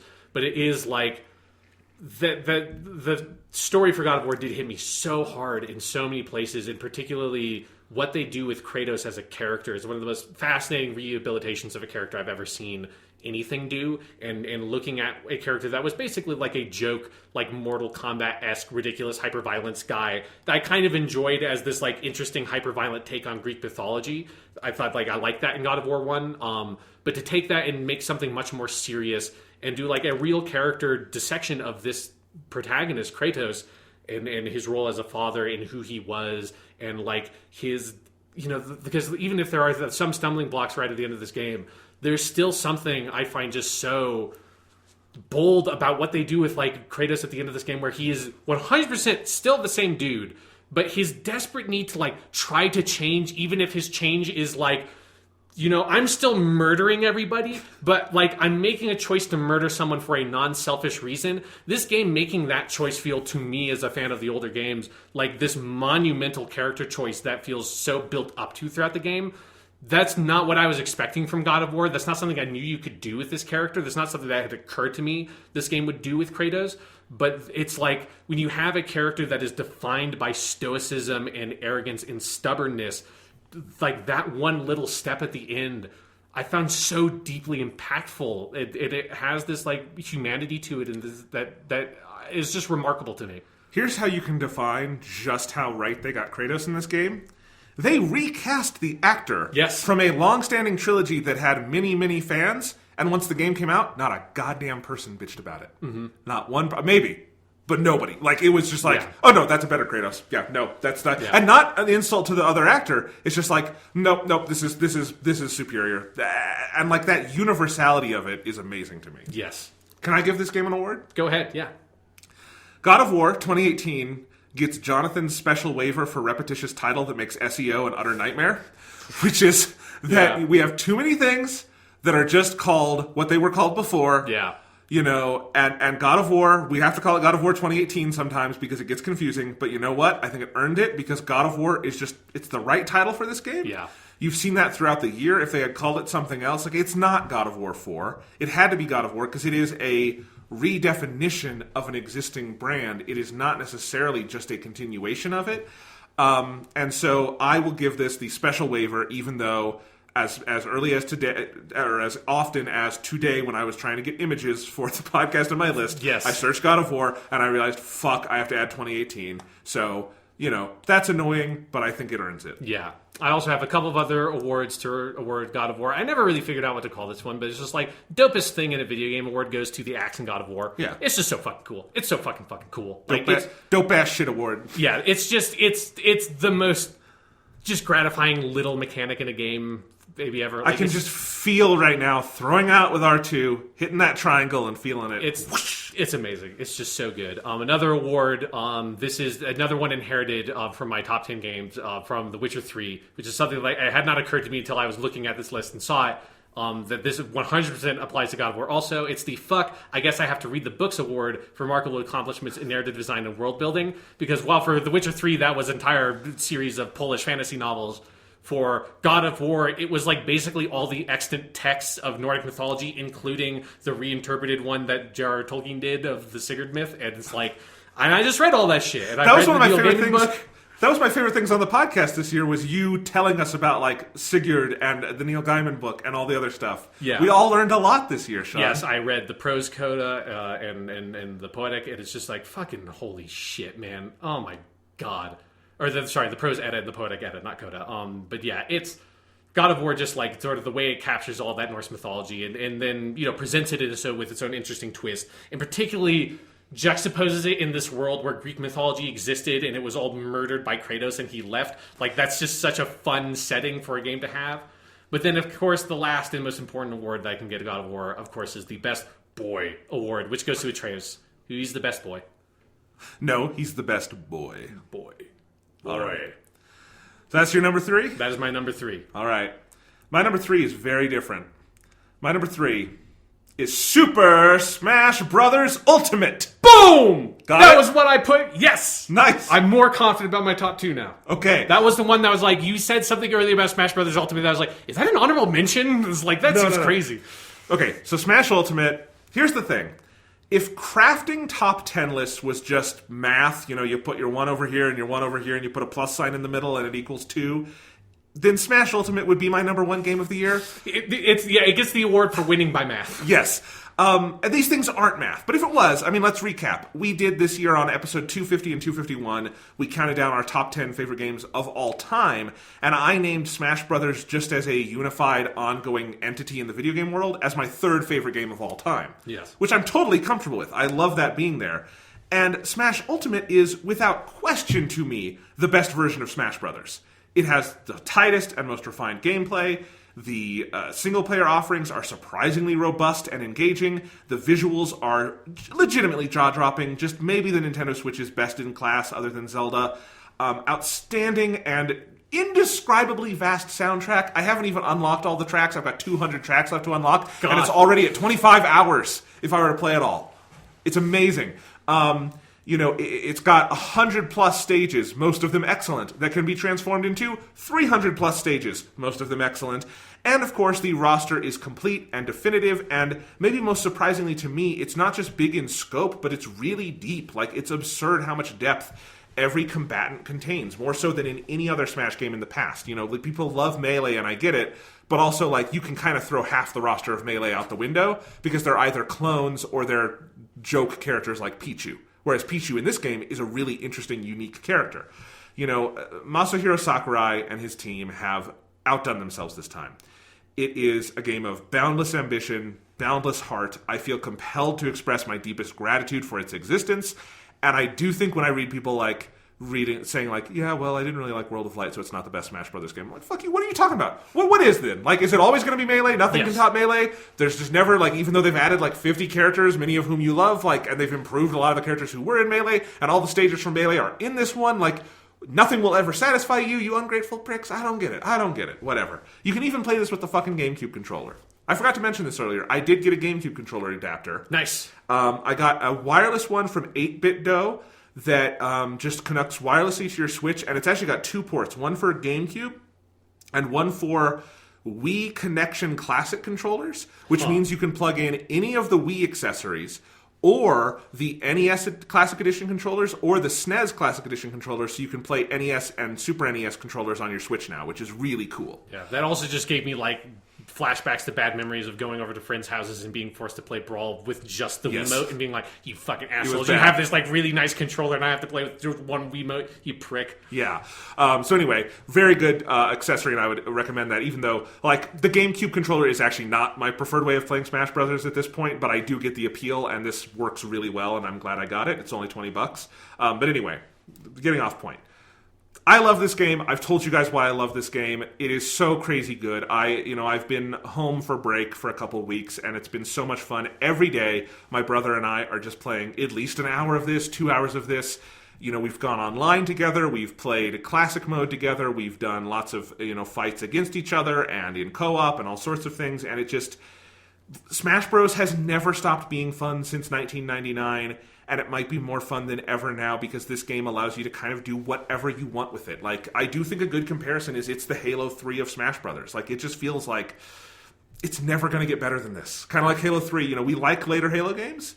It never quite got to that same level as Halo 3. It just had everything you needed. I think Ultimate is even more of that because it's got all the stuff from the older games.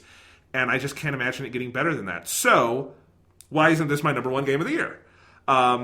Why is it not your number one game of the year, Jonathan? Because it's not math. It's not 1 + 1 = 2. And the biggest thing to me is that Smash Ultimate feels...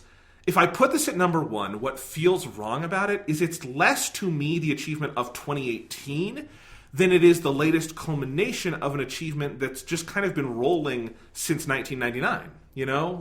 Smash Brothers is, to me, it's not any one discrete game. It's kind of why I just genuinely don't get the conversations about which one's best and worst, other than maybe Brawl was a weird stick in the mud in the middle of things. But it improves over time. You get the reason we want Smash on Switch is so we don't have to get our fucking Wii U out, and the reason we wanted it on we didn't need it on Wii because Melee you could just put it in the Wii because it had a GameCube. Sure, yes. Never mind, but the Wii was just a GameCube. But why we wanted it on GameCube back in the day is so we can put our N64 away, and this is that, and it's not to say that there's not new content in this. There is, I think, more new content in this than people give it credit for. The content that is back has been refined much more than people give it credit for. But to me, it's this is an achievement that exists sort of out of time for me. It's not the achievement of any one particular year. And there were two titles this year that I just found more surprising, that captured my heart more fiercely in this moment in time. Whereas Smash Ultimate, there was no world in which I wasn't going to love this game. Yeah. Whereas the next two games, I didn't even know I was going to play them when this year started. And so that felt more right to me. But I think Smash Ultimate being at number 3, which is the same place it occupies in my personal overall canon that we did on Podcast 250, that feels like an accurate summation of its place in my 2018 experience, and I'm happy with it being here. Awesome, yes. I would say I've only played, we played like an hour of Smash. I will give it a special, I don't know, the sneaky shit reward for Solid Snake is still fun to play as. That was probably the most fun I had playing it with you was... I'm just so happy that Solid Snake is not sectioned off on like the bad Smash Brothers game. Yeah, and he's like, he's still a piece of shit, and he's still like, he's not a bad character. He's a really fun character to play, but he's like a very annoying character. And I really like playing him, and I'm glad that I can play him in a good Smash Brothers game. Yep, absolutely. I will also say, just to update from when we've last talked about this, I have gotten so hard back into Link and all the different Link variations. Yeah, Link is good. Where I spent, I was really into Link in the original and in Melee, and I kind of drifted away from him in Brawl and especially Smash 4. But now, Link and Young Link, those two particularly, Toon Link's a little harder for me, but I love them so much, and Link himself, the more you play this version of Link, it's the best version of Link. It's got all the stuff you loved about Link in the other games, but I think the additions they've made from Breath of the Wild and the little changes are really cool. In particular, that remote bomb thing is the coolest fucking thing. It takes time to get good at. I never had time to, kind of figure out how it worked. Yeah, but it's fucking awesome, man. I love it. So the one thing I will say against their Link is I think his ultimate smash attack thing sucks. Oh, where the big bow. It's just Link's never had the best ultimate smash. Yeah, because his one in Brawl was just he just hits you a bunch with his sword. It's and that's what Young Link and Toon Link still have, and that disappoints me a little bit because I feel like Young Link could be Young Link should ride in on Epona or something and cut your head off. That'd be great. Yes. Or I feel like Toon Link should flood the stage and be on the King of Red Lions. Exactly. Yeah. I wish they had gone back to some of those original characters and gave them the big flashy final smashes that the new characters had. But here's the thing, Sean. Every time I say that and start saying things I wish were in the game, I feel ungrateful in my heart because I'm like, right, but they did give us everything we could have ever asked for in the game, including Persona 5's going to be in this fucking thing. It's crazy. Put Goku in the game. Yes. Put Goku in the game. They did put out a video a couple of days ago on the Japanese Atlas YouTube channel of Sakurai visited Atlas, and they interviewed him. It's like an 8-minute video, and at the end of it, they show the version of the video they showed at the Game Awards, but with the Japanese voice actors, and I finally got what I wanted, and I got very excited. Very good, and also, today we are recording this, it is December 29th. By the time you hear this, it is 99% sure Persona 5R will be a thing. Yeah, whatever that is. Yeah. Probably a Nintendo Switch port. We're not entirely sure. I also, Thomas made the joke, and I actually think this is actually not a bad idea. It might also be part 2 of the Persona 5 anime, which never finished. So we will see. But there is the OVA they're doing that cannot possibly finish the Persona 5 story because the anime only got 2/3 of the way through and then ended, weirdly. But they're airing that December 30th, and all indications are they're announcing Persona 5R then. So we're recording this too early for that, but you will know what it is before you hear this. So there you go. All right, so number 3 is Smash Brothers Ultimate. Sean, your penultimate, second favorite game of the year, which will determine whether or not I am right. My number 2 game is Hitman 2. I got it. Oh my god, I'm good at this. All right. I don't think it was that hard. Did you really think? I'm surprised at what your number 1 is. Not in the sense of I think you're wrong. I'm just surprised. Yes. Yeah. So you don't know what my number 1 is. It could be anything. But yeah. So I'm glad that you just talked about Smash Brothers because I feel like Sean, you really could have made a turn on Far Cry 5 since last week. Well, I don't want to spoil anything on this list, but no. Okay. Yeah, I'm glad you just talked about Smash Brothers because I think your Smash Brothers thing and my Hitman thing are very similar in that. So the first award I gave it, this is maybe all I really need to say about Hitman 2 on this list, is it gets the 8th best game ever award, which is because Hitman 1 from 2016, which is not actually Hitman 1, but you know what I mean, back to the God of War thing. But that was my number 8 game of all time on our podcast 250, our top 10 games ever. And Hitman 2, I almost don't want to call it Hitman 2 because it is so Hitman Season 2 to me. It is it's more of Hitman. Yeah, exactly. It's more of Hitman that's updated, that's a big update to the game that adds some new mechanics and stuff. But all old Hitman goes in there, and I have level 20 mastery on Paris. I've been doing a bunch of the Sapienza stuff. It's I'm playing through Hitman 1 stuff again now in Hitman 2. So it's I don't know how you qualify it. I mean, it's the best game that came out this year. There's no question in my mind it actually is, but it's also Hitman Season 2, and it feels weird to just like...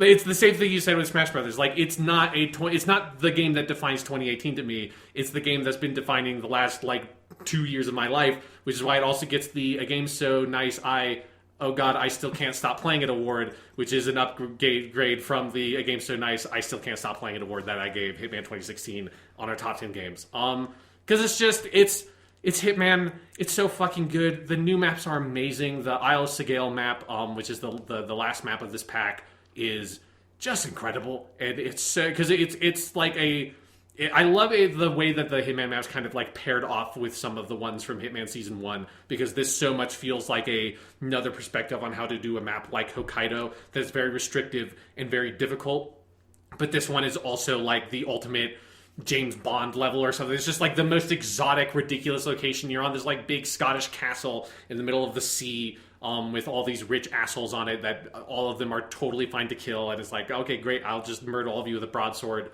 But all of the maps, it's one of the things that Hitman Season 1, I mean, I guess it is one of the things with Hitman 2 does have only 5 maps instead of 6. But Hitman Season 1, while I do like Marrakesh to me, I know you really love Marrakesh, but to me, Marrakesh is a dip in that, and I don't really love going back to Marrakesh that much in Hitman 1. Hitman 2, every time I've gone back to one of the maps, I'm fucking, this map is awesome. All 5 of the maps, I think, are absolute home runs. They're as on par with, or if not better than, the best maps from Season 1, like Sapiens and Hokkaido, which are my favorite from that pack. And it's more Hitman. It's more just I get to go into this crazy sandbox world, learn all these new mechanics, unlock all these new items, do all these new challenges, and just fuck around and have fun and murder 100 people if I want to, or only murder 2 and have nobody even know that I was ever there. And both of them are equally satisfying in completely different ways. And it's the magical... To me, it's the magical forever video game that I can keep on going back to, and there's always something new for me to discover. And now there's 5 whole new maps. There's a bunch of new items. There's new mechanics, the different grass areas that you can hide in that they have put back into Hitman 1 maps. There's the briefcase mechanic, which is a fucking complete game changer, and that's some of my favorite shit. You can really just act like a terrorist. I remember one time I just kind of wanted to try this, and I went into Miami, and I just started at the normal default start, brought in a briefcase with a giant, submachine gun or something, an assault rifle, and just walked up to security, laid down the briefcase, got it out, and then just started shooting into the crowd just to see how long I could do it. And it's I kind of feel horrible, but also...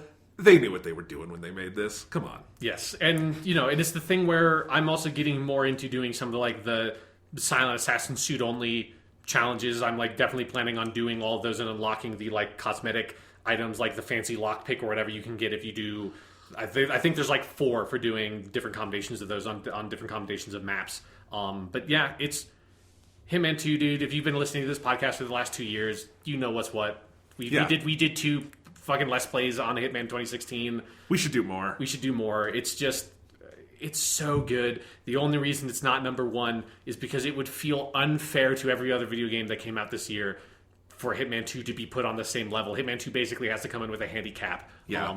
But it is 100% the best game ever. It is technically probably really the best game that came out in 2018, but it would be a boring list if I made it number 1. So that's why it's number 2.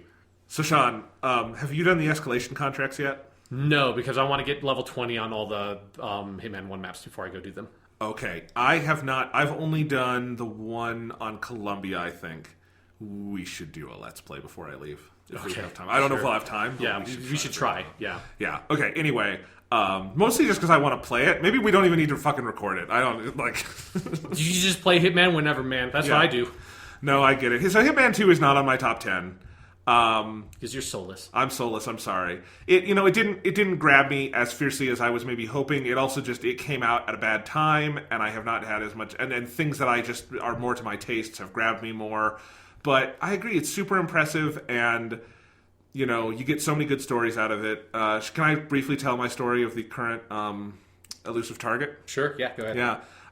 Mostly because it's hilariously pathetic. Okay. I mean, I did it, but I did it in the most nonchalant way, where I started out just running around the map trying to figure out where he was. Yep. And in the course of that, I got a guard's uniform. And then I figured out, like, okay, he's nowhere where I think he is. So I ran back around to the place where the elusive target is on the map, which is sort of the part of the town near the construction site. He's actually he can move into one of three different locations. Okay. Is one of the things that's weird. I found him in the place where he's doing the broadcast. He's always doing the broadcast can be done in 3 different rooms. Oh, interesting. Why, if you're trying to get Silent Assassin, it's really tricky because every time you reload, he's in a different area. So it's like you basically have to come up with 3 different ways to kill him. That's interesting. Like for one of the 3 different shacks he's in. Sean, here's how I did it. I found him in a little shack. There were 2 guards outside the shack. Yes, I know. First thing I did is I slit one guard's... No, I think I used a screwdriver on him. But anyway, I killed that one guard, just pulled him off to the side. The other guard kind of comes looking, whoop, threw the screwdriver in his face. Then I kind of walked around just trying to get lay of the land, like how many people are in there, what's all in there, and there's one window with like a fluttering little cover on it. Yes. You know? And I kind of see him in there, and his head is right there. I can see him. There's guards all around inside the place, but not outside. It's kind of fluttering. They can't see me. I'm in a guard uniform anyway, so they don't notice me, and I'm like, well, fuck it, let's just see. And I pulled out my silenced pistol, shot him in the head, and then nonchalantly walked off to the bus stop. Nice. That was it. It was kind of dull, but it was also awesome. If you want to get Silent Assassin, that is like the biggest gulf between getting Silent Assassin and just murdering that fucker for any elusive target there's been so far. Like, it was, for me, the only way to do it is to poison him, because if the lethal poisons count as accident kills, so they will count for elusive for Silent Assassin even if they see the body, because there's just like, I did not know that. Yes, so even if they see it, they're just like, I guess he died, man, I don't know, and so you can get away. But if you shoot him, that doesn't work. So basically, the only way literally you can get Silent Assassin is to poison him, because there's one drink in there. And yeah, it's just a long process of trying to like clear out a couple of the guards by using distractions to get enough room to sneak in there, wait until nobody's looking, and then pour poison in his drink. The thing that's a total bitch about it is that, he's doing the broadcast, so there's like a camera there pointed at a green screen that he's sitting in front of. If you walk in front of that camera, it counts as being detected by a surveillance camera, and there's no thing you can like destroy. So the only way to get Silent Assassin is to never walk in front of that camera. It's actually a really clever mission that if you're trying to get Silent Assassin, there's like a whole, like, it's a little clockwork, like, tiny little puzzle. But yes, there are so many times where I'm like, I could just murder this fucker, so I could just fucking, like, exactly what you described. I just walk up to that window, pull out this gun, and pop that dude in the face, and nobody would know. I just get out of here. I like my method. My method was, it was kind of ghetto. It didn't, wasn't that big, but it worked. To make it more interesting, you should have used an unsilenced pistol, just to be a full gang style hit. Just blap blap blap blap blap, and then run out of there. Drop the gun. I should have just got like an Uzi, and just like somehow there should be a button where you turn his hand sideways. And just like, and then run away. Yeah. If only 47 could ride a motorbike. Yes. All right. So my number 2 game of the year, Sean. Come on. Dragon Quest 11. Fuck! Really? That's number... Oh, wow. Yeah. Oh, really? That's number 1? Yeah. Okay. Yeah.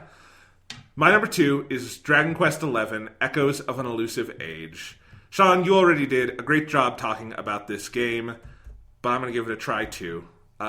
Starting with an allegory I made on the podcast at one point, which is that the Dragon Quest franchise is like an old, loving grandparent, just sitting there on its porch, sipping its iced tea, set very deeply in its ways.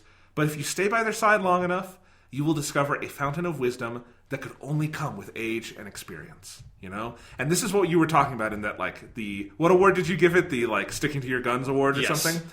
That's what this is, These guys invented the console JRPG in 1986, Yuji Horii, Koichi Sugiyama, and my boy Akira Toriyama. And they've just stayed that course for 3 decades. Instead of trying to radically reinvent that wheel, like Final Fantasy, which we talked about, these games have kept those traditions so close to their chest, like the turn-based battle system, and the medieval setting, and the confessing to priests at church to save, which is my favorite save mechanic ever.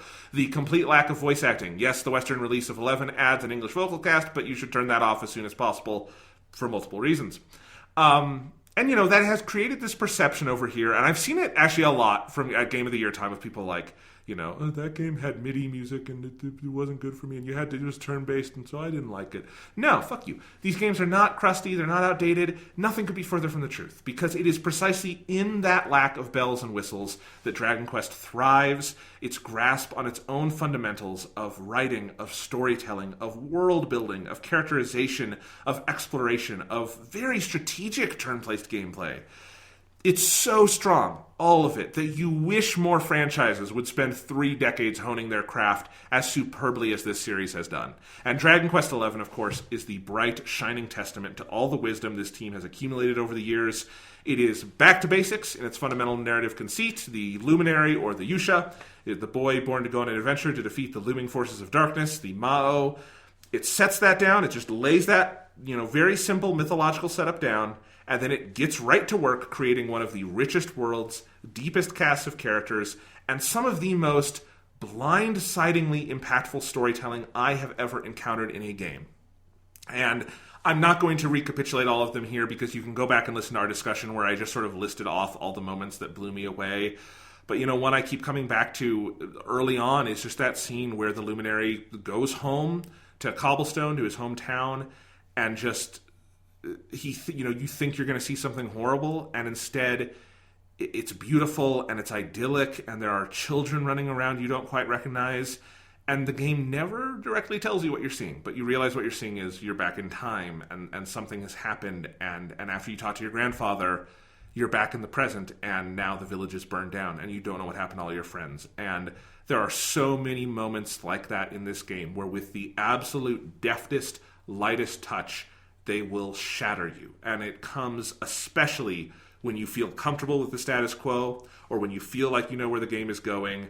People want to call Dragon Quest predictable. No, it is 9 times out of 10, but that 10th time, holy fucking shit. No, I don't think the story completely sticks the landing when it comes to the endgame portion, but it's the journey that matters. The journey along the way is so good. It is so emotional and heartfelt and creative and skillfully told that every day for the month I spent playing this game, I just could not wait to get home and spend more time with Dragon Quest XI. The characters just felt like real, living, breathing friends to me. The world like an actual physical space I came to know like my own surroundings. And that glorious MIDI soundtrack like a warm, comforting blanket. There are definitely games on this list that are bigger technical achievements or involve more complicated gameplay systems, but for my money, there was no AAA narrative game this year more purely, consistently, profoundly rewarding than this one. I think this is a full-blown masterpiece, and moreover, I think we could all benefit by learning from what it has to teach us. So that is my view on my second favorite game of the year, Dragon Quest XI. Cool. All right. Moment of truth, Sean. Number 1. My number 1 game of the year is, of course, Naruto Shippuden Ultimate Ninja Storm 4 Road to Boruto. No, it's not. Okay. No, it's not. I did play that game. We'll talk about it when we get honorable mentions. But I'm not going to do that. I already did that joke, the Captain Crunch joke. We don't need to do it again. It was funny the first time. My actual number 1 is Red Dead Redemption 2. Damn. Because of course it is. Well, there was never actually an of course for me. Yeah, I don't. That doesn't strike me. I'm genuinely surprised. I mean, of course it is, given the other 9 games on this list. Yes. What else could it have been? Unless I had played fucking something that nobody had ever heard of that just brought it up out of nowhere. It had to be Red Dead Redemption 2. But it is kind of for me, I mean, honestly, all of my top 5 games, Spider-Man, Monster Hunter, God of War, Hitman 2, and Red Dead Redemption 2 are all kind of number 1 games in their own way. Red Dead Redemption 2, I think the main reason why it ultimately, because this had been my number 1 for a week. This was the one thing that had not moved for a long time. Mostly because when we were talking about what we were talking about with Smash Brothers in Hitman 2, the game that now feels like, when I look back on 2018, what is going to be the game of 2018 to me? It's absolutely going to be Red Dead Redemption 2. And the experience of playing that game, this is also some of the most fun I had talking on the podcast was about this game as we were playing through it and telling some of the stories and working through our feelings, because Red Dead Redemption 2 is a crazy game. It's a weird game. It's a strange game. It is a unique game, an utterly singular game. It is also, and this is me playing through the game that I assume is your number 1, is a game that helped me sort of articulate this thought, that this is the most indie AAA game ever. This is the AAA game that feels like it is taking all these big swings, all these weird chances, all at this attempt to be something so wholly unto itself, which is something that AAA games almost never really do. Hitman is actually another example of it. But Hitman 2 is almost like a weirdly pseudo indie game at this point in a weird way. But yeah, Red Dead Redemption 2 has this sensibility about itself that it just kind of, almost kind of like when it said Dragon Quest XI, the sticking to your guns award for not giving a fuck. I could almost kind of give that to Red Dead Redemption 2 in a completely different way. Not in the sense that this is like Rockstar has been doing the same thing forever, but in that very specifically this time, they chose not to do the exact same thing. A lot of Rockstar's DNA is definitely in there. You still go to like the fucking initials on the map and go talk to a dude and ride somewhere and shoot people as missions. That's still like their backbone mission structure. It's one of the things that, one of the flaws in the game for sure.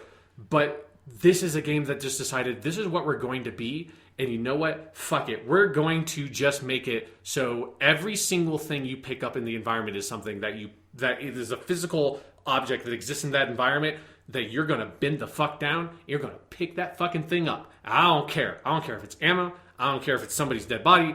I don't care if it's fucking berries off of a goddamn plant. Arthur Morgan is going to stop his feet. He's going to bend over. He's going to pull that thing out of the ground. He's going to like rip the root off and open up his satchel and put it in his satchel. And he's going to do that every single fucking time. And it's going to drive like 80% of the player base off the fucking wall. It's going to drive them crazy.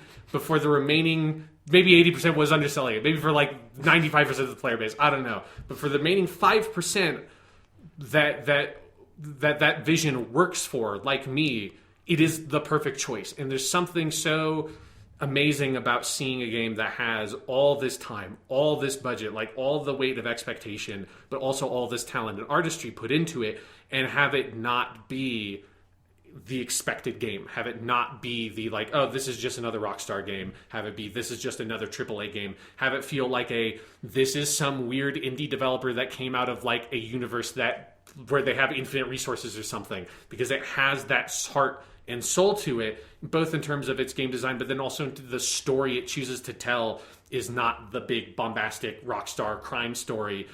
It seems like that at first, but that is a Trojan horse to get you to this much more intimate human story about a man who has lived a rough life, who has made bad choices, and has had bad choices made for him, and that in his final moments needs to reconcile with that and choose redemption. It's like when we talked about this on our Red Dead Redemption 2 podcast, is one of the great ironies of this game is that this is the game that earns the title Red Dead Redemption way more than the first game does. Because he is red, dead, and redeemed at the end of this one. Yes, exactly. His face is all red and fucked up from TV. To borrow from a Tim Rogers at Kotaku video. Did you ever watch that thing? No, I didn't. Oh, it's so good. He did a recap of Red Dead 1 around the time 2 came out, where he like recapped the whole story of Red Dead 1 as though he's an Old West like prospector. And he just starts it out. He says, "Boys, where I'm from, there's a tale that says every man when he dies is either red, dead, or redeemed. Well, I got a story for you about a man who may have been all three when he went to his Mecca." And it's so good. Yeah. So anyway, sorry. But yes, I mean, but it is true. It is. And that quality of the game and that like unyielding sense of vision that guides it all the way through to deliver, such a fucking gut punch of an ending and such a beautiful, insightful journey that you have with the main character is something that like, neither of us expected Rockstar to be able to pull off. Like this is easily the game that went from like it's the biggest gulf between expectations going into it and like result coming out of it, is we were both so fatigued going into it. So just like, oh, come on. Like because all the pre-release material just didn't sell anything about the game. It was just like, here's another Red Cowboy game by Rockstar was the only thing they marketed. And fucking with the way that Grand Theft Auto 5 went, like this game is the polar opposite of Grand Theft Auto 5. It is like where Grand Theft Auto 5 was all of the worst instincts of Rockstar dialed up to 11. This was all the best instincts of Rockstar. It's also, Grand Theft Auto 5, I think, lures you in on the surface with all the shiny things you love about Rockstar, and then you dig into it and you're like, there's nothing here. With Red Dead 2, it's not easy to just like initially. It's pricklier, but the more you dig, the more you like it. It's also the opposite in that regard, I think. Exactly, yes. Because it is... Because I think everybody has had moments where they're intensely frustrated with Red Dead Redemption 2. It's my number one game of the year, and there were moments where I was intensely frustrated with it. But it always felt like that, even if it was annoying, it felt like that frustration was part of what the game was. It has that like Nier Automata-esque quality of it, where it's like, with the exception of some of the mission design stuff that I do wish was a little bit smarter done, generally speaking, everything in the game feels like this is a piece of what this game is, and that's what gives it that identity that feels like is the kind of thing you mostly associate with indie games, and is you generally sand it off of most of the AAA games you play this year. The biggest temple of that for me of games I played was Far Cry 5. It's just like everything has been sanded off of this fucking game, and it's terrible. Another award I give Red Dead Redemption 2, best dress-up game. Oh, yeah. Because that's just what it is. That is like, man, I had so many hot fucking cowboy looks throughout this game. Wore so many hats, so many boots. I never understood girls with like Barbie dolls as much as I did when I was playing Red Dead 2, and I'm like, that's exactly what I'm doing. Yeah. And it's so fun. I mean, it's the thing I've wanted so many games to do for so long, which was to give this like level of precision over the aesthetic you have of your character, because generally games that do that are RPGs, and then it's always tied to armor and stats, and it can be, and then luckily sometimes you have something like a Diablo 3 or other games that more recently have allow you to do like here's like the armor that I put on that are the stats, but then I can also have a cosmetic thing on top of it so I can look the way I want to. But there's something so nice about like, being able to do that, but with things, but like actual people clothes. Like, yeah, it's from the 19th century, but they're like jeans and shirts and coats and hats. I rocked that hobo look at the end, and it made me feel good. Yeah, it's the best implementation of the thing that a couple of games like Witcher 3 have done recently of the like real-time beard growing mechanic. Is like great. Love it. It's so ridiculous, and just growing out the hair and deciding, fuck it, I'm feeling a little bit Jeff Bridges today, so I'm gonna make my dude look totally like Jeff Bridges. Like it is intensely satisfying, but it's also just like it's another one of those points in what feels like a game that is built to allow you to express yourself in this world so richly and in such a detailed way, which ties into the next award I'm giving it, which is the Please Do More of This award, which goes to pulling the trigger to cock the gun. Yes. That is something that just, what a fucking, it's such a small thing, and is a detail that most people I don't think are talking about,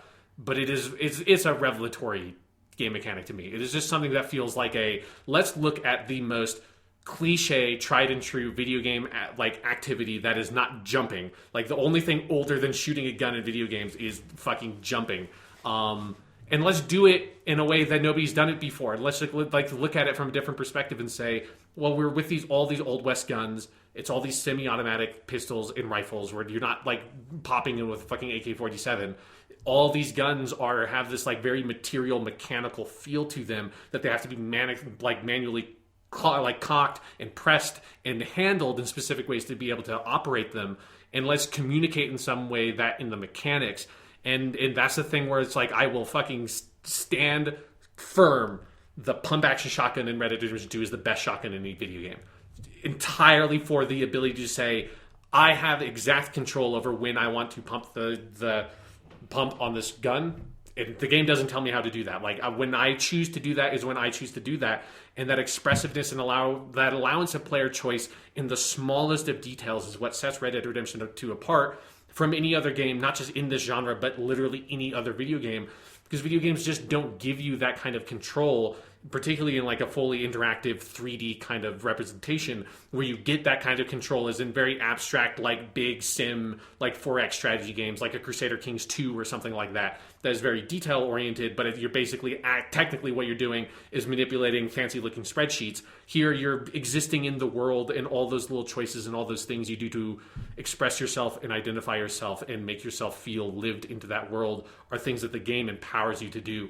And it's one of the things that I think about Red Dead Redemption 2 that leaves it so remarkable is that it's a game that empowers you in all these little ways that are interesting, but then also gives you all this friction and pushes against you in all these big ways that make it so that the world of Red Dead Redemption 2 is a harsh world to live in, and it is very easy to die. There's very harsh fall damage, like you have to eat or you will not be able to regenerate your health. All those little kinds of mechanics put all the friction in the right places, but it also allows the moments where you are able to express yourself and you feel empowered, feel that much more powerful and that much more incredible.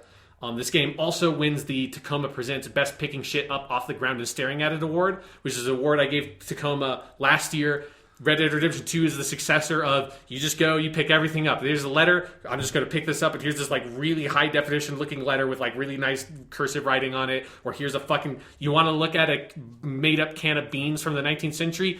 Red Dead Redemption 2 is the fucking game for you. Everything in this world just exists, and it's not the fucking Elder Scrolls or Fallout thing of like, yeah, technically all the items exist in the world, but like to pick them up, you just press A on it, and it just magically pops into your inventory. You're picking up every single one, and you're staring at that fucking can of beans. You can flip it around. You look at the top. You can have a look at the bottom. It's a great picking shit up off the ground and looking at a simulator.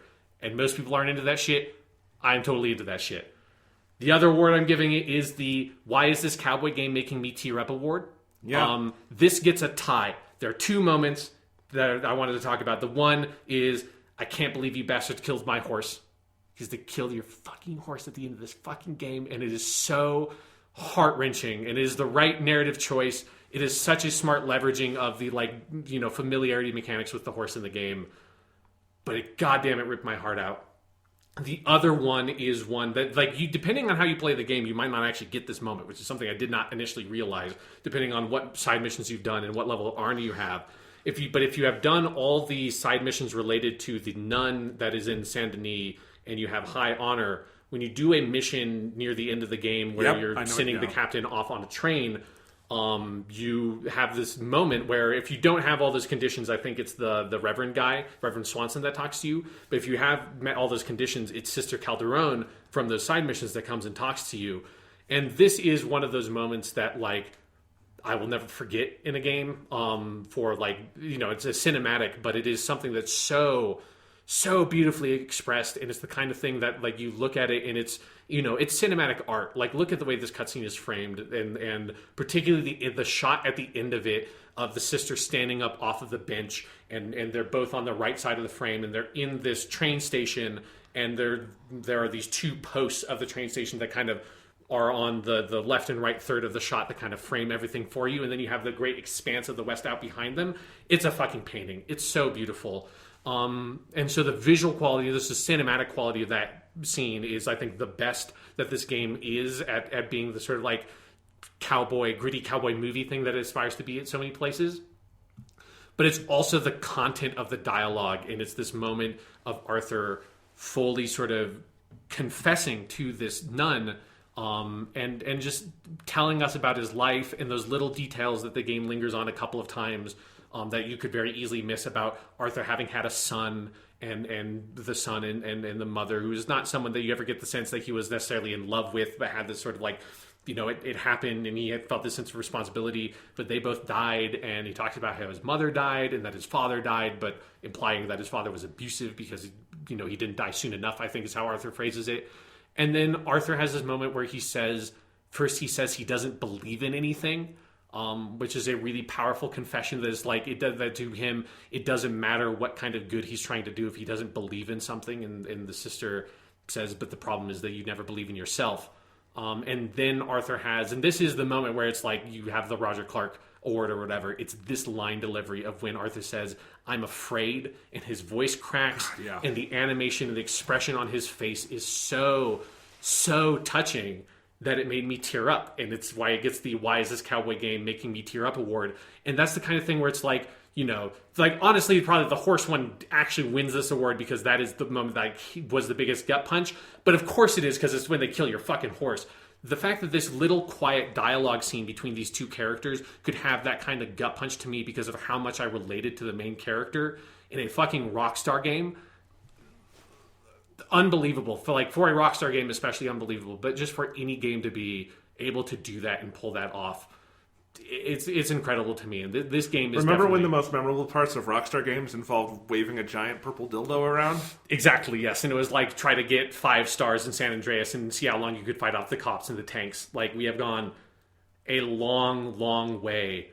Although in some ways we have not gone quite long enough. And this is maybe the quality of the game that also makes it the defining game of 2018 for me. Is the last and most important award I can give it is the For the Love of God, Just Unionize Already award. Just fucking do it. Like, because this game, while it has all these amazing qualities to it, and I love it to death, and it is the best game for me that defines this year in video games, and it's one of the most fun times I've had playing an open world game. in a long time, since probably The Witcher 3. It's none of it is worth it to have people suffer and have people not be compensated appropriately, have people not be credited, and having people be diminished in their labor and in their work and in their profession and their art in the way that, you know, all the stories have come out over the years about Rockstar. And of course, Rockstar is by far not the only game company that is you know, culpable of these kinds of sins, but they are the ones in the spotlight. They are one of the most extreme ones. They have the most resources to fix it. They have the most resources to fix it, and they have the responsibility of being, you know, Red Dead Redemption 2 is like the best-selling game that's not fucking Grand Theft Auto 5. So they have the responsibility as an industry leader to make those big steps, and I'm like legitimately actually hopeful that those steps are starting to be made and that more attention is being made to it, and these issues being flushed out into the light by you know, reporters like Jason Schreier at Kotaku means that Rockstar is taking legitimate steps and is moving back from some of their more draconian policies and instigating positive policies, and then hopefully will ultimately result in different game developers, you know, starting the efforts to like really legitimately unionize and work for labor rights in this industry. And the fact that like Red Dead Redemption 2 being the game that it is and having this humanity to it at its heart and this soulfulness to it is one of the things that gives me that sense of hope about this industry going forward, that we can, you know, if this game can look at all the mistakes and dumb things and just hateful things that Rockstar Games have done in the past and do everything it can to reverse them and have such a different perspective and be something so much more deeper and richer, that hopefully that will ultimately reflect back on the studio. And the fact that this game was able to do that is one of the main reasons why it just feels so right for me that this is my number one game of 2018. Awesome. Yeah, you're almost talking me into like moving this up at least a spot or two.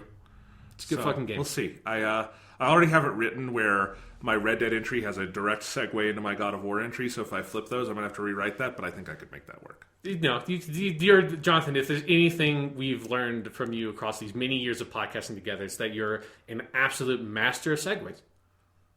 Speaking of which, my number one... we're psychic at this point. Yeah. It's scary. No.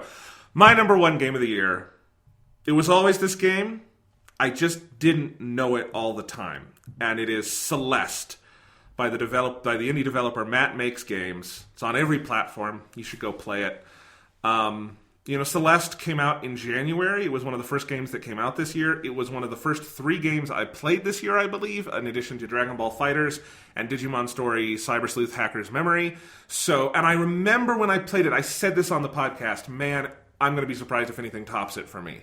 But the thing is, time happens. And, yes, you know, time marches by, and, you know, Dragon Quest XI comes along, and it's new and shiny, and I really do fucking love Dragon Quest XI. I really, really do. But I think I was overwhelmed by the size of it and how much time I was spending with it. And then Celeste kind of faded from my memory, but it shouldn't have. And one of the first things I did when I sat down to make this list, Sean, is I pulled out my Nintendo Switch, I booted up Celeste, and I just started playing the first level again. And, you know, you were talking about Digimon Story this way. Yes. It was the same thing. I played it for about 5 minutes, and I went to my computer and wrote 1 period Celeste. And it never changed. I did think about other games because there was a lot here, but nothing else felt right. Celeste was it. Celeste will be number one for me in 2018. And to tell you why, I'm just going to read what I wrote for this one because I think it's what I have to say. So, platformers don't usually tell stories. At most, they tend to have oblique narrative outlines. Bowser has kidnapped Princess Peach. Robotnik is enslaving adorable animals. King K. Rool stole the banana horde from Donkey Kong. And characters who are defined more by personality, movement, appearance than they are by interiority or complex motivation. Before playing Celeste, I just thought that was the natural state of things for platformers. That the genre's penchant for invention, experimentation, and aesthetic variety meant narrative had to come second, had to exist as a setting for gameplay creativity rather than the lens through which the gameplay took on meaning. Celeste fundamentally alters this paradigm. It takes the absolute best of what platform gameplay can be. A small, focused set of controls, easy to learn but increasingly wonderfully difficult to master as the ingenious level design continually finds new, creative ways to put those controls to the test. and marries all of that to the best of what video games can achieve as a narrative character-driven medium. Protagonist Madeline is visually composed of bright, blocky pixels and a few still animated portraits, but she is easily one of the year's most vivid characters, a young woman dealing with anxiety, depression, and doubt in ways so painfully real it feels like we've known her all our lives. And for many of us, we have. Madeline is that part of ourselves that never thinks we're good enough, always doubts our path, our position, and tries to cope in ways that make intuitive rather than literal sense. We've all tried climbing our own Celeste mountain, and we've all encountered a dark mirror image that tried to hold us back from reaching the peak. If we made it to the top, we only did it because we accepted that part of ourselves and learned not only to live with it, but to thrive with it. And if we're lucky, we might have opened ourselves up enough to make some good friends along the way. Celeste tells this story through artfully written, deeply insightful, frequently witty text boxes, yes, but more importantly, it conveys this narrative through gameplay. Everything it wants you to know about Madeline and everything it thus wants you to reflect upon in yourself is embedded in the platforming, in the specific set of controls it implements, and in the nature of the challenges and settings it asks you to master along the journey. Rarely have I seen a more tightly woven marriage of narrative and gameplay in a lifetime of playing video games, particularly once one arrives at the final level, where Madeline comes to a revelation about her personal demons, and the game explodes into an unrelentingly joyous and difficult final push that is positively symphonic in its complete and total unity of artistic power. In that home stretch, the distance between the game's story, the game's mechanics, and the heart and mind of the player is as minuscule as it has ever been. The experience is nothing short of life-affirming. Celeste is a perfect video game. Its music, its visuals, its writing, its level design, its pace, its length, its difficulty, its collectibles, its unlockable extras. Nothing here is anything less than the absolute best version of itself, and no part fails to work in complete and utter harmony with every other component. Celeste is the best video game of 2018, but it's also one of the most cathartic, therapeutic experiences I've ever had with a work of art. And for all the heart Matt, Noel, Amora, Pedro, Lena, Kevin, and friends poured into it, I thank them deeply from the bottom of mine. So there you go. Yes. That is Celeste, my number one. I just needed a little refresher on it because it had been a long time, but man, it stuck with me.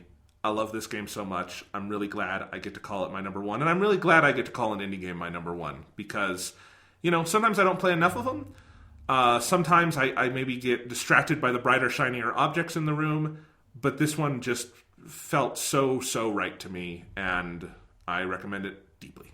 Yeah, I will say I did play Celeste through, I guess, about like a week ago now. Maybe not quite that. In preparation for this, I never quite made it through. I never quite got to Return of the Obra Dinn, mostly because I felt like if I tried to play it, I would just be stuffing it in, and it would be like a disservice to that game. But I did have enough time to play through Celeste. It didn't really affect me that strongly. It was something I talked about on the podcast, I think, last time. Is like I'm not a big platformer guy anyway, so I knew like the ideal version of this game is never going to hit me as hard as it would you because you're way more into that genre than me. Like I 100% get why it affects you as hard as it does, and it does have like really exactingly strong mechanics. And I think the puzzle design, even if some of the puzzle mechanics, I probably only like maybe about 60% of the puzzle mechanics. It's kind of like a crapshoot for me. Some of them, like the feather one, I just don't really love engaging with that much.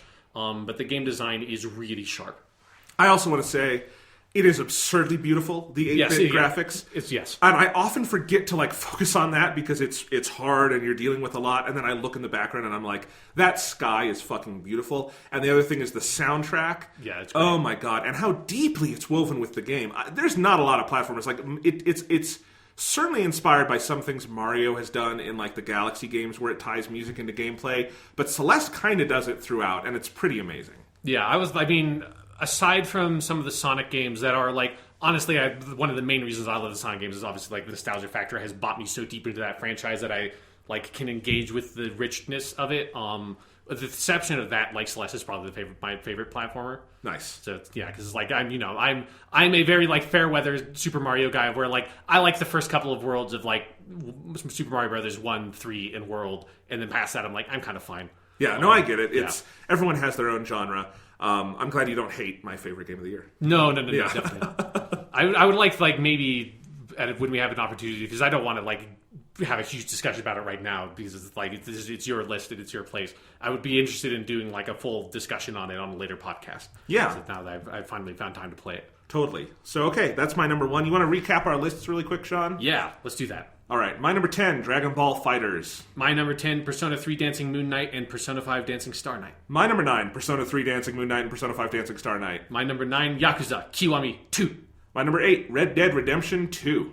My number 8, Digimon Story Cyber Sleuth Hacker's Memory, the best title. My number 7, God of War. My number 7, Dragon Quest XI Sugisari Shitoki wo Motomete. My number 6, Splatoon 2 Octo Expansion. My number 6, Dragon Ball FighterZ. My number 5, Marvel's Spider-Man. And my number 5, Marvel's Spider-Man. My number 4, Gris. My number 4, Monster Hunter World. My number 3, Super Smash Bros. Ultimate. My number 3, God of War. My number 2, Dragon Quest XI Echoes of an Elusive Age. My number 2, Hitman 2. My number 1, Celeste. And my number 1, Red Dead Redemption 2. Nice. All right. Good lists. Good lists. I think I won our stupid game of guessing your top 3. Yes, I did guess the 3 games. Okay. But I thought Dragon Quest XI was going to be 1 and Celeste was 2. I guess the 3. I think mostly because I feel like the last time you talked about Celeste was like a year ago. So Yeah. it's like I didn't remember how... I knew you really liked it. But since we hadn't talked about it since I played the game, I had no idea how much. It was kind of my Monster Hunter world because Yeah. you hadn't played it. We hadn't. It had been forever. We hadn't talked Yeah. about it much. Yeah. So anyway, for me, the crux was I was pretty sure Hitman 2 was your number 2 because you weren't going to want to put it at number 1. Yeah, it's And like, then even it though all- it is actually the best game that came out this year. It's undeniable. All right, you want to do some honorable mentions? I have 8. How many do you have? I have 5, although 2 of them are sort of fake ones, but not really. Okay, let's just go back and forth. I have mine in alphabetical order. My first one's easy. It's Digimon Story, Hacker's Memory. We already talked about it. It's really cool. Just didn't quite finish it or rise to the top for me, but awesome. Actually, to fit your number of them, I will include 2 that are not really honorable mentions, but games that I still want to play from this year. Return to the Obra Dinn is one. Like I said, I own the game. It's on my PC. It's on my Steam. I could play it. I could load it up right now if I wanted to. But there was just this moment like 2 days ago where I just had this feeling like, if I play this game right now, I will not like this game because I'm only doing it for this podcast, and that's not fair, and that's a dumb way to look at it. And besides, I just want to play more Hitman 2, so I just played more Hitman 2. Speaking of which, Hitman 2 is the next one on my countdown, or not countdown, it's an alphabetical list. But, I like what I wrote here. It's just as delightfully intricate a murder-driven clockwork puzzle box as its 2016 predecessor.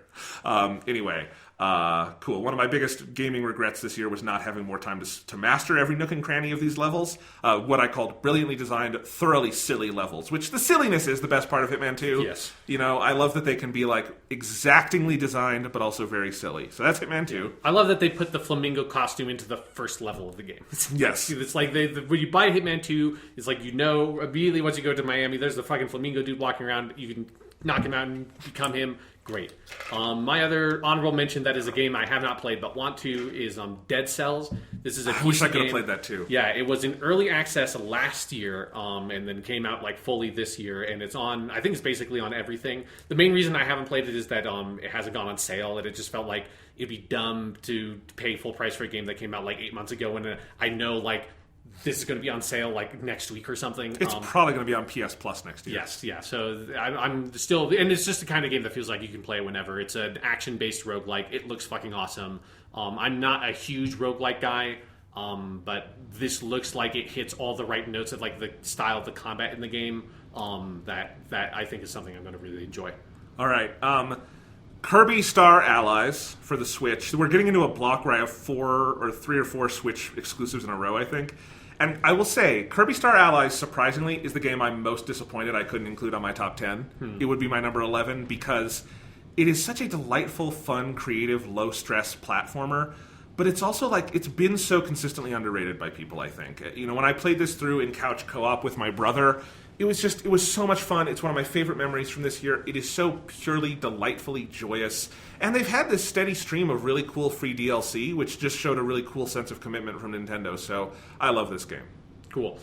When talking about Dead Cells, I thought of another game I haven't played that I really want to, that I haven't played for the exact same reasons, is Tetris Effect. Oh, it's so good. I really want to play Tetris Effect, but again, there's so much other stuff that I've been playing that's I will wait. I can play Tetris Effect whenever. It's not it doesn't need to be now. It's Tetris. It is eternal. But that is definitely a game I'll check out as soon as it goes on sale. Here's another one you might all be surprised was not in my top 10. It was Octopath Traveler for the Switch. I was expecting that to be like an 8 or 9 kind of thing. Yeah, it just didn't stick with me the way the other games did. I still really like it. I still recommend it. I think it's got eye-popping visuals, one of the best game soundtracks ever. I love the kind of storybook quality that leads it to some repetition, but also I love that it's like kind of a series of like bedtime stories or something. Like it's not one cumulative thing, and I actually think that's okay for a big JRPG to try something very different with that. So I think it's really cool that this game exists, and I hope they make more stuff like it, which they will because it sold a fuck ton of copies. Cool. One of my honorable mentions are the Shenmue 1 and 2 remasters. I haven't really put any... I have them, and I loaded them up just to look at them, but I didn't have time to play them. So it's like... And they're remasters, so they wouldn't have been on my list anyways. But I wanted to put them here just so I can give my I Like Shenmue award to the Shenmue 1 and 2 remasters, so that I have given the I Like Shenmue award for 3 years in a row. Weirdly, I gave my I Like Shenmue award to the next game on this list. What is that? Pokemon Let's Go Eevee. Okay. I'm kidding. That's a joke. I thought you had some sort of deep argument about how Pokemon Let's Go Eevee is like really Pokemon Shenmue. Nah, Pokemon Let's Go Eevee is awesome though. People were so, just burning their consoles over the idea of like, you're not going to let us battle wild Pokemon, and that's like one of the best things in the game is that they reinvented that mechanic, and it's just so much more fun to go capture wild Pokemon in this. To be fair, before it happens, like someone saying to you, oh, it's a Pokemon game, but you don't battle wild Pokemon, it immediately sounds like, well, then what are you even doing? Because that's like 90% of what you do in Pokemon. Sure, but there were also trailers that showed you what you were doing, and it looked pretty fun to me. Sure. And when I played it, it's fun, and you just get a lot of Pokemon, and it's faster paced, and it's actually really a strategic system. But also, you just have several metric tons of smile-inducing charm in the creature animations and the graphics and the really fun costumes. Like, this would be my runner-up for Behind Red Dead 2, which is the obvious winner for a dress-up game, because you get to put, like, hats and shit on Eevee, and you can put Eevee in, like, hipster glasses, and you can also, early in the game, you get a Team Rocket outfit, and you can just read yourself and Eevee up as Team Rocket and go, like, kind of sneak around a Team Rocket base. It's so fun. They took a very well-worn classic and made it feel new again, and that's no small achievement. This game is good. Cool. One of my other honorable mentions is another remaster, Burnout Paradise Remastered. If I was counting remasters for this list, it would be one of the top 10 games. That was this year? That was this fucking year, Jonathan. Jesus Christ. Right? Yeah. It was something I had forgot had technically come out this year until I looked at the list of all the games that came out this year. Oh, right. I played all the way through. I got like a fucking S rank license or whatever. I don't remember if it goes to S rank or if it stops at A rank. Whichever one is the top license of Burnout Paradise, again, in that remaster. I give it somehow they still haven't made a better racing game award because fucking Burnout Paradise is so good. People should play it. I saw it the other day. I was looking through a list of sales for video games at Best Buy, I think, and they had it for $9.99 on PS4. I probably should have just bought it. Yeah. But I saw that. I'm like, oh, that came out like 3 years ago, right? Nope, that remaster came out this year. All right. My next one is one you already mentioned, which is Return of the Obra Dinn. And I worry I did exactly what you're talking about and kind of tried to shove it in at the end, and I just didn't react to it. The thing is, it struck me as more of an intellectual activity or something than it did like the kind of game I really like get into. There's not a lot of pathos in it for me. Even like Papers, Please, which I really love and is also very intellectual, has this like story that strings you along in a way that I wouldn't say it's super emotional, but I do get invested in a lot of the way the world works, and I didn't really feel that with this. This is a game where I look at it, I'm like, you're very, very smart. Clearly, I don't know if there's anything more to it than that. But hey, nothing else looks, plays, or feels quite like this one, and I think it is required playing, if for no other reason than to see someone pushing at the boundaries of this medium, because that's what this game is doing. So, very highly recommended. Cool. One of my honorable mentions, this is a game that is like an 11 or a 12 for me, is Into the Breach. It gets I should really play more of this award. This is a game that came out at the beginning of the year. This is one of the very first games I played this year. I played it on PC, and I've kept on meaning to come back to it because I played it quite a bit right when it came out, but I just never quite found the time to go back to it, and I feel like if I did and had gotten deeper into it, it would probably be on my top 10, but it just like kind of is one of those games that I played it a lot, and then something else came out, and I fell off of it, and then something else came out, and I never quite went back to it, and then now it just feels like it would be such a thing to have to relearn how to play the game again that I never quite got back into it. I probably did know that you played this, but I forgot I knew that you played this. Again, it came out in like January, I think. So, yeah. Another game that would be, maybe this would be like my number 12, genuinely, and it's kind of funny, is Super Mario Party on Switch. Sure, which just like, it completely revitalized this series that had been in autopilot or controlled by fucking crazy people for like 2 decades, like since the early 2000s. Like, and but the crazy people ones are Mario Party 9 and 10. Autopilot is just 4 through 8, which are fine, but whatever. You never, like, nothing ever supplanted 2 or 3 on the N64. And then they come in with this one, and the map designs are dense and intricate, and the minigames are more fun than ever, and the character roster is really big and diverse, and most importantly, there's this really dramatic infusion of new strategy elements into the formula. And it is chaotic and devilishly fun, but it also makes you do some math, and that's cool. Yeah, I will say that this is outside of Hitman 2, which is Hitman 2 is like slash Hitman is still, I think, like the best spectator video game. It's so much fun to watch people play Hitman. This is the other game I had a lot of fun watching. I watched a couple of online videos when that game came out, and it was a lot of fun to just see different internet personalities take to this game. It's a blast. Yeah. It's. I'll say again what I said when we talked about it the first time, is it looks like Nintendo made a Mario Party game. Yep. And that's awesome that they find that, like, that love and care that Nintendo puts into their other franchises finally went to Mario Party. They made a good one. It only took not even 11 tries because there were all the DS ones, so 15 tries. I don't know. Yeah. All right.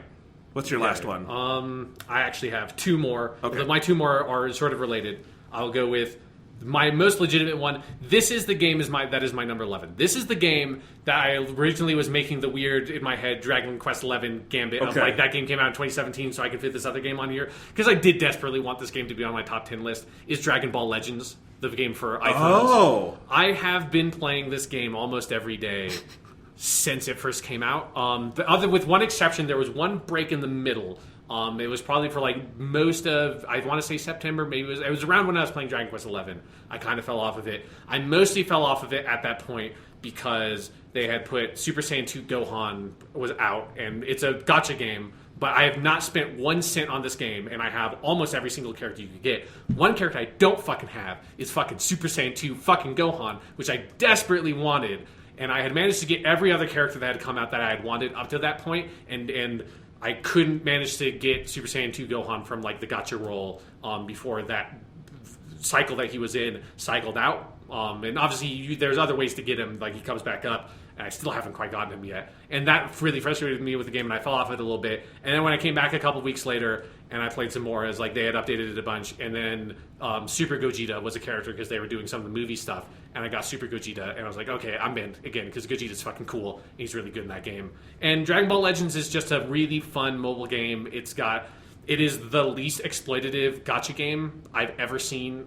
You do not have to pay money, and you will get tons of awesome characters. Obviously, it's held back by like the mechanics of the touchscreen stuff, and the swipes are not great. They're like fine, but they're very like low stress, like kind of whatever. But they do update the game so frequently. They just put out a huge update a couple of days ago that increased the level cap of all the characters to 2,000.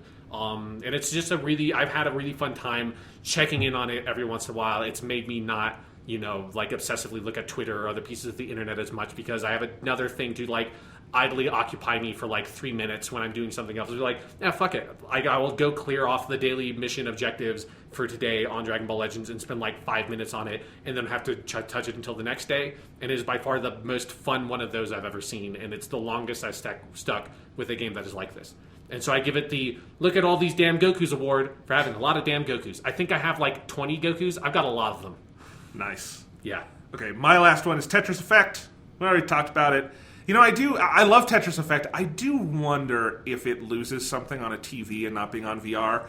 Because I will say, all the critics I've seen putting it on their top 10s, I'm pretty damn sure they have a PSVR, either through work or they just bought it. It's a good guess, yeah. Yeah, and I'm not criticizing them for this, but like they had the opportunity to play it through VR.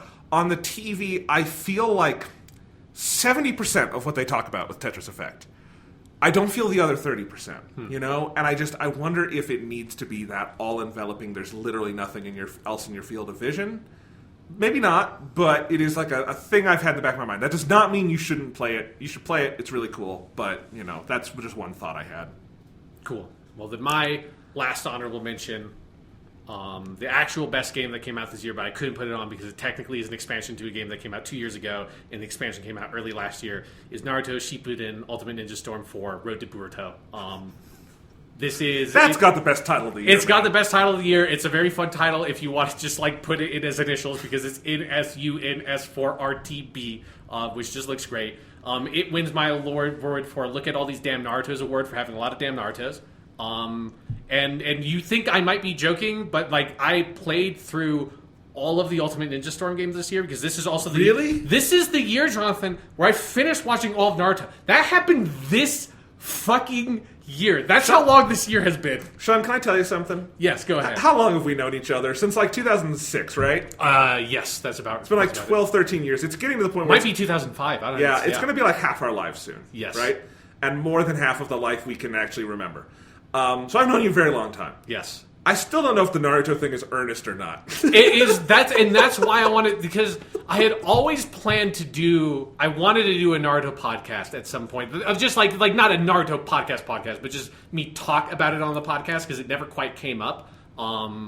But it just there was never. We always had. Other how long is Naruto? If I need to watch the whole anime and get the story, it's a lot. I mean, it's not. It will not be as long as this episode count I'm going to look up because if you skip all the filler, that's like fucking missing like 200 episodes or something. Which you should skip all the filler because it's bad. But no, like my Naruto thing is real. Like it's fucking great. Let's see. There's 220 episodes of normal Naruto and then 500 episodes of Shippuden, which is 720 total. Again. Cut off a couple hundred of those, and you've got Naruto. Okay, so I was going to say maybe I can try to start watching it, and then we can do our Naruto podcast. But I think you would like Naruto quite a bit. You know what I could do? We haven't talked about this yet. Have you seen Viz's new Shonen Jump initiative? Yeah, like the digital manga thing. It's really cool. So it's an app, and it's only $2 a month for Shonen Jump. And what they do is they give you every issue of every series they've ever done. Viz has done translating Shonen Jump in English. So I could I have it because it's only $2 a month. I'm like, fuck it. I have that much money. And I could read Naruto that way. So maybe I'll have to do some of that. And that would be probably much faster reading it than watching the anime. Yeah, like Naruto is legitimately really good. Obviously, as with any like weekly shonen series, whether it's weekly manga or weekly anime or both in this case, like with Dragon Ball, it has its peaks and valleys. Like with every other one of these kinds of things I've ever engaged with, it gets rough near the end. Like the very, very end, like the final confrontation between Naruto and Sasuke is really good. The stuff building up to that goes on way too long. Like Naruto 100% has a Buu Saga-esque element of like, okay, you should have dealt with this villain like 2 characters ago. Like we've moved through a lot of people fighting this dude. We like move on. Like it has that messiness.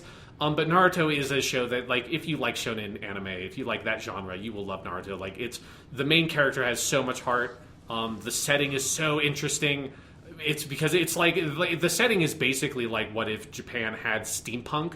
It's like this very like in the sense of music and the fashion, like all of that. The setting in the world of Naruto, I think, is great. It's a really involving story about generations and about growing up, and it like really communicates that sense of Naruto starting as this small kid who has no sense of the larger world around him, and eventually as he grows up throughout the series, he starts to realize like the history of all like the conflicts of the world that he lives in, and that like the world is much bigger than he had understood it at first. It's a great coming of age story, and the Ultimate Ninja Storm games are actually really good. Only if you're a fan of Naruto. Like if you haven't seen the show or read the books, don't fucking play the games. But while I was watching through the series, I was like, I have this urge. I want to do something else, like play some of these games or something. And you can get all of them on all the first 3 have been remastered on PS4 because those are the ones that came out on PS3, and you can get them super cheap as a collection. And you can just buy 4 with the Road to Boruto expansion and just get the disc. And I think I got all these games for under $60. And they're pretty lightweight. The fighting mechanics are very simple, but they're nice and sort of like flashy and snappy. It's like I'd say a much better version of what like the Budokai Tenkaichi games tried to do with Dragon Ball. It's like those, but like really well done. And they just follow the story of Naruto in a way that's like actually really powerful and affecting. And some of the scenes that they recreate are awesome, and like at moments that are like gut punches in the anime, the games recreate that. I think they're really solid games that are great pieces of fan service. Ultimate Ninja Storms 2 and 3 are like the story modes are really interesting because they're weird like pseudo JRPG things that you're like walking around on like painted backgrounds from the show, and it's like really cool and weird. They're experimental in cool ways. And I legitimately had a lot of fun playing those games. And Ultimate Ninja Storm 4 Road to Boruto is like the last of them, so it has like fucking 100 characters and shit, and it's just ridiculous, and the games look great. So if you're someone who likes Naruto, and I think you should because Naruto's good, those games are good, and I played those games this year, and then I'm glad that the last game we could talk about on this podcast was a Naruto game. Thank you. Good night. Well, that's it for 2018. This has been our longest season ever by every conceivable metric. Yeah. And somehow we did it while one of us moved across state. I don't know. We're fucking crazy, Sean. We're stupid, right? We're just stupid. Is yeah, that what, Jonathan? Yeah, we're stupid. And here's how we're really stupid. We're not even taking a break before the next year of this show. No, we will have an episode 1 week from now on January 7th because we have not had time to talk about Dragon Ball Super yet. Exactly. And there's a new movie coming out. We've been having our like check-ins while you've been watching through it, but we need to give Dragon Ball Super its due. I need to give Dragon Ball Super its due. It's been chained up inside me for so long. We're going to do that. We're going to have kind of a Dragon Ball month on the podcast. Doesn't mean we won't talk about other things, of course. Like next week we will also have at least a partial review of the Doctor Who New Year's special. I'm thinking I might just be a masochist and watch it. Did you know that the Daleks are in it? Did yes. you see that bit? That makes me not think it will be good, but I genuinely want to know what the fuck. Yeah, it feels like you need to watch it. Yeah. As a doctor who's just like, what the fuck does Chris Chibnall do with the Daleks? Yeah, so I think we'll probably talk about that on next week's episode. We'll talk about Super. We're going to do an episode on the original Broly movies from Dragon Ball Z because Dragon Ball Super Broly comes out in mid-January. We're going to talk about that. And we'll see where it goes. But that's going to be next on, Sean, Season 8 of the Weekly Stuff podcast. I'm going to try to not think about that too much and level up my Super Broly from the movie in Dragon Ball Legends.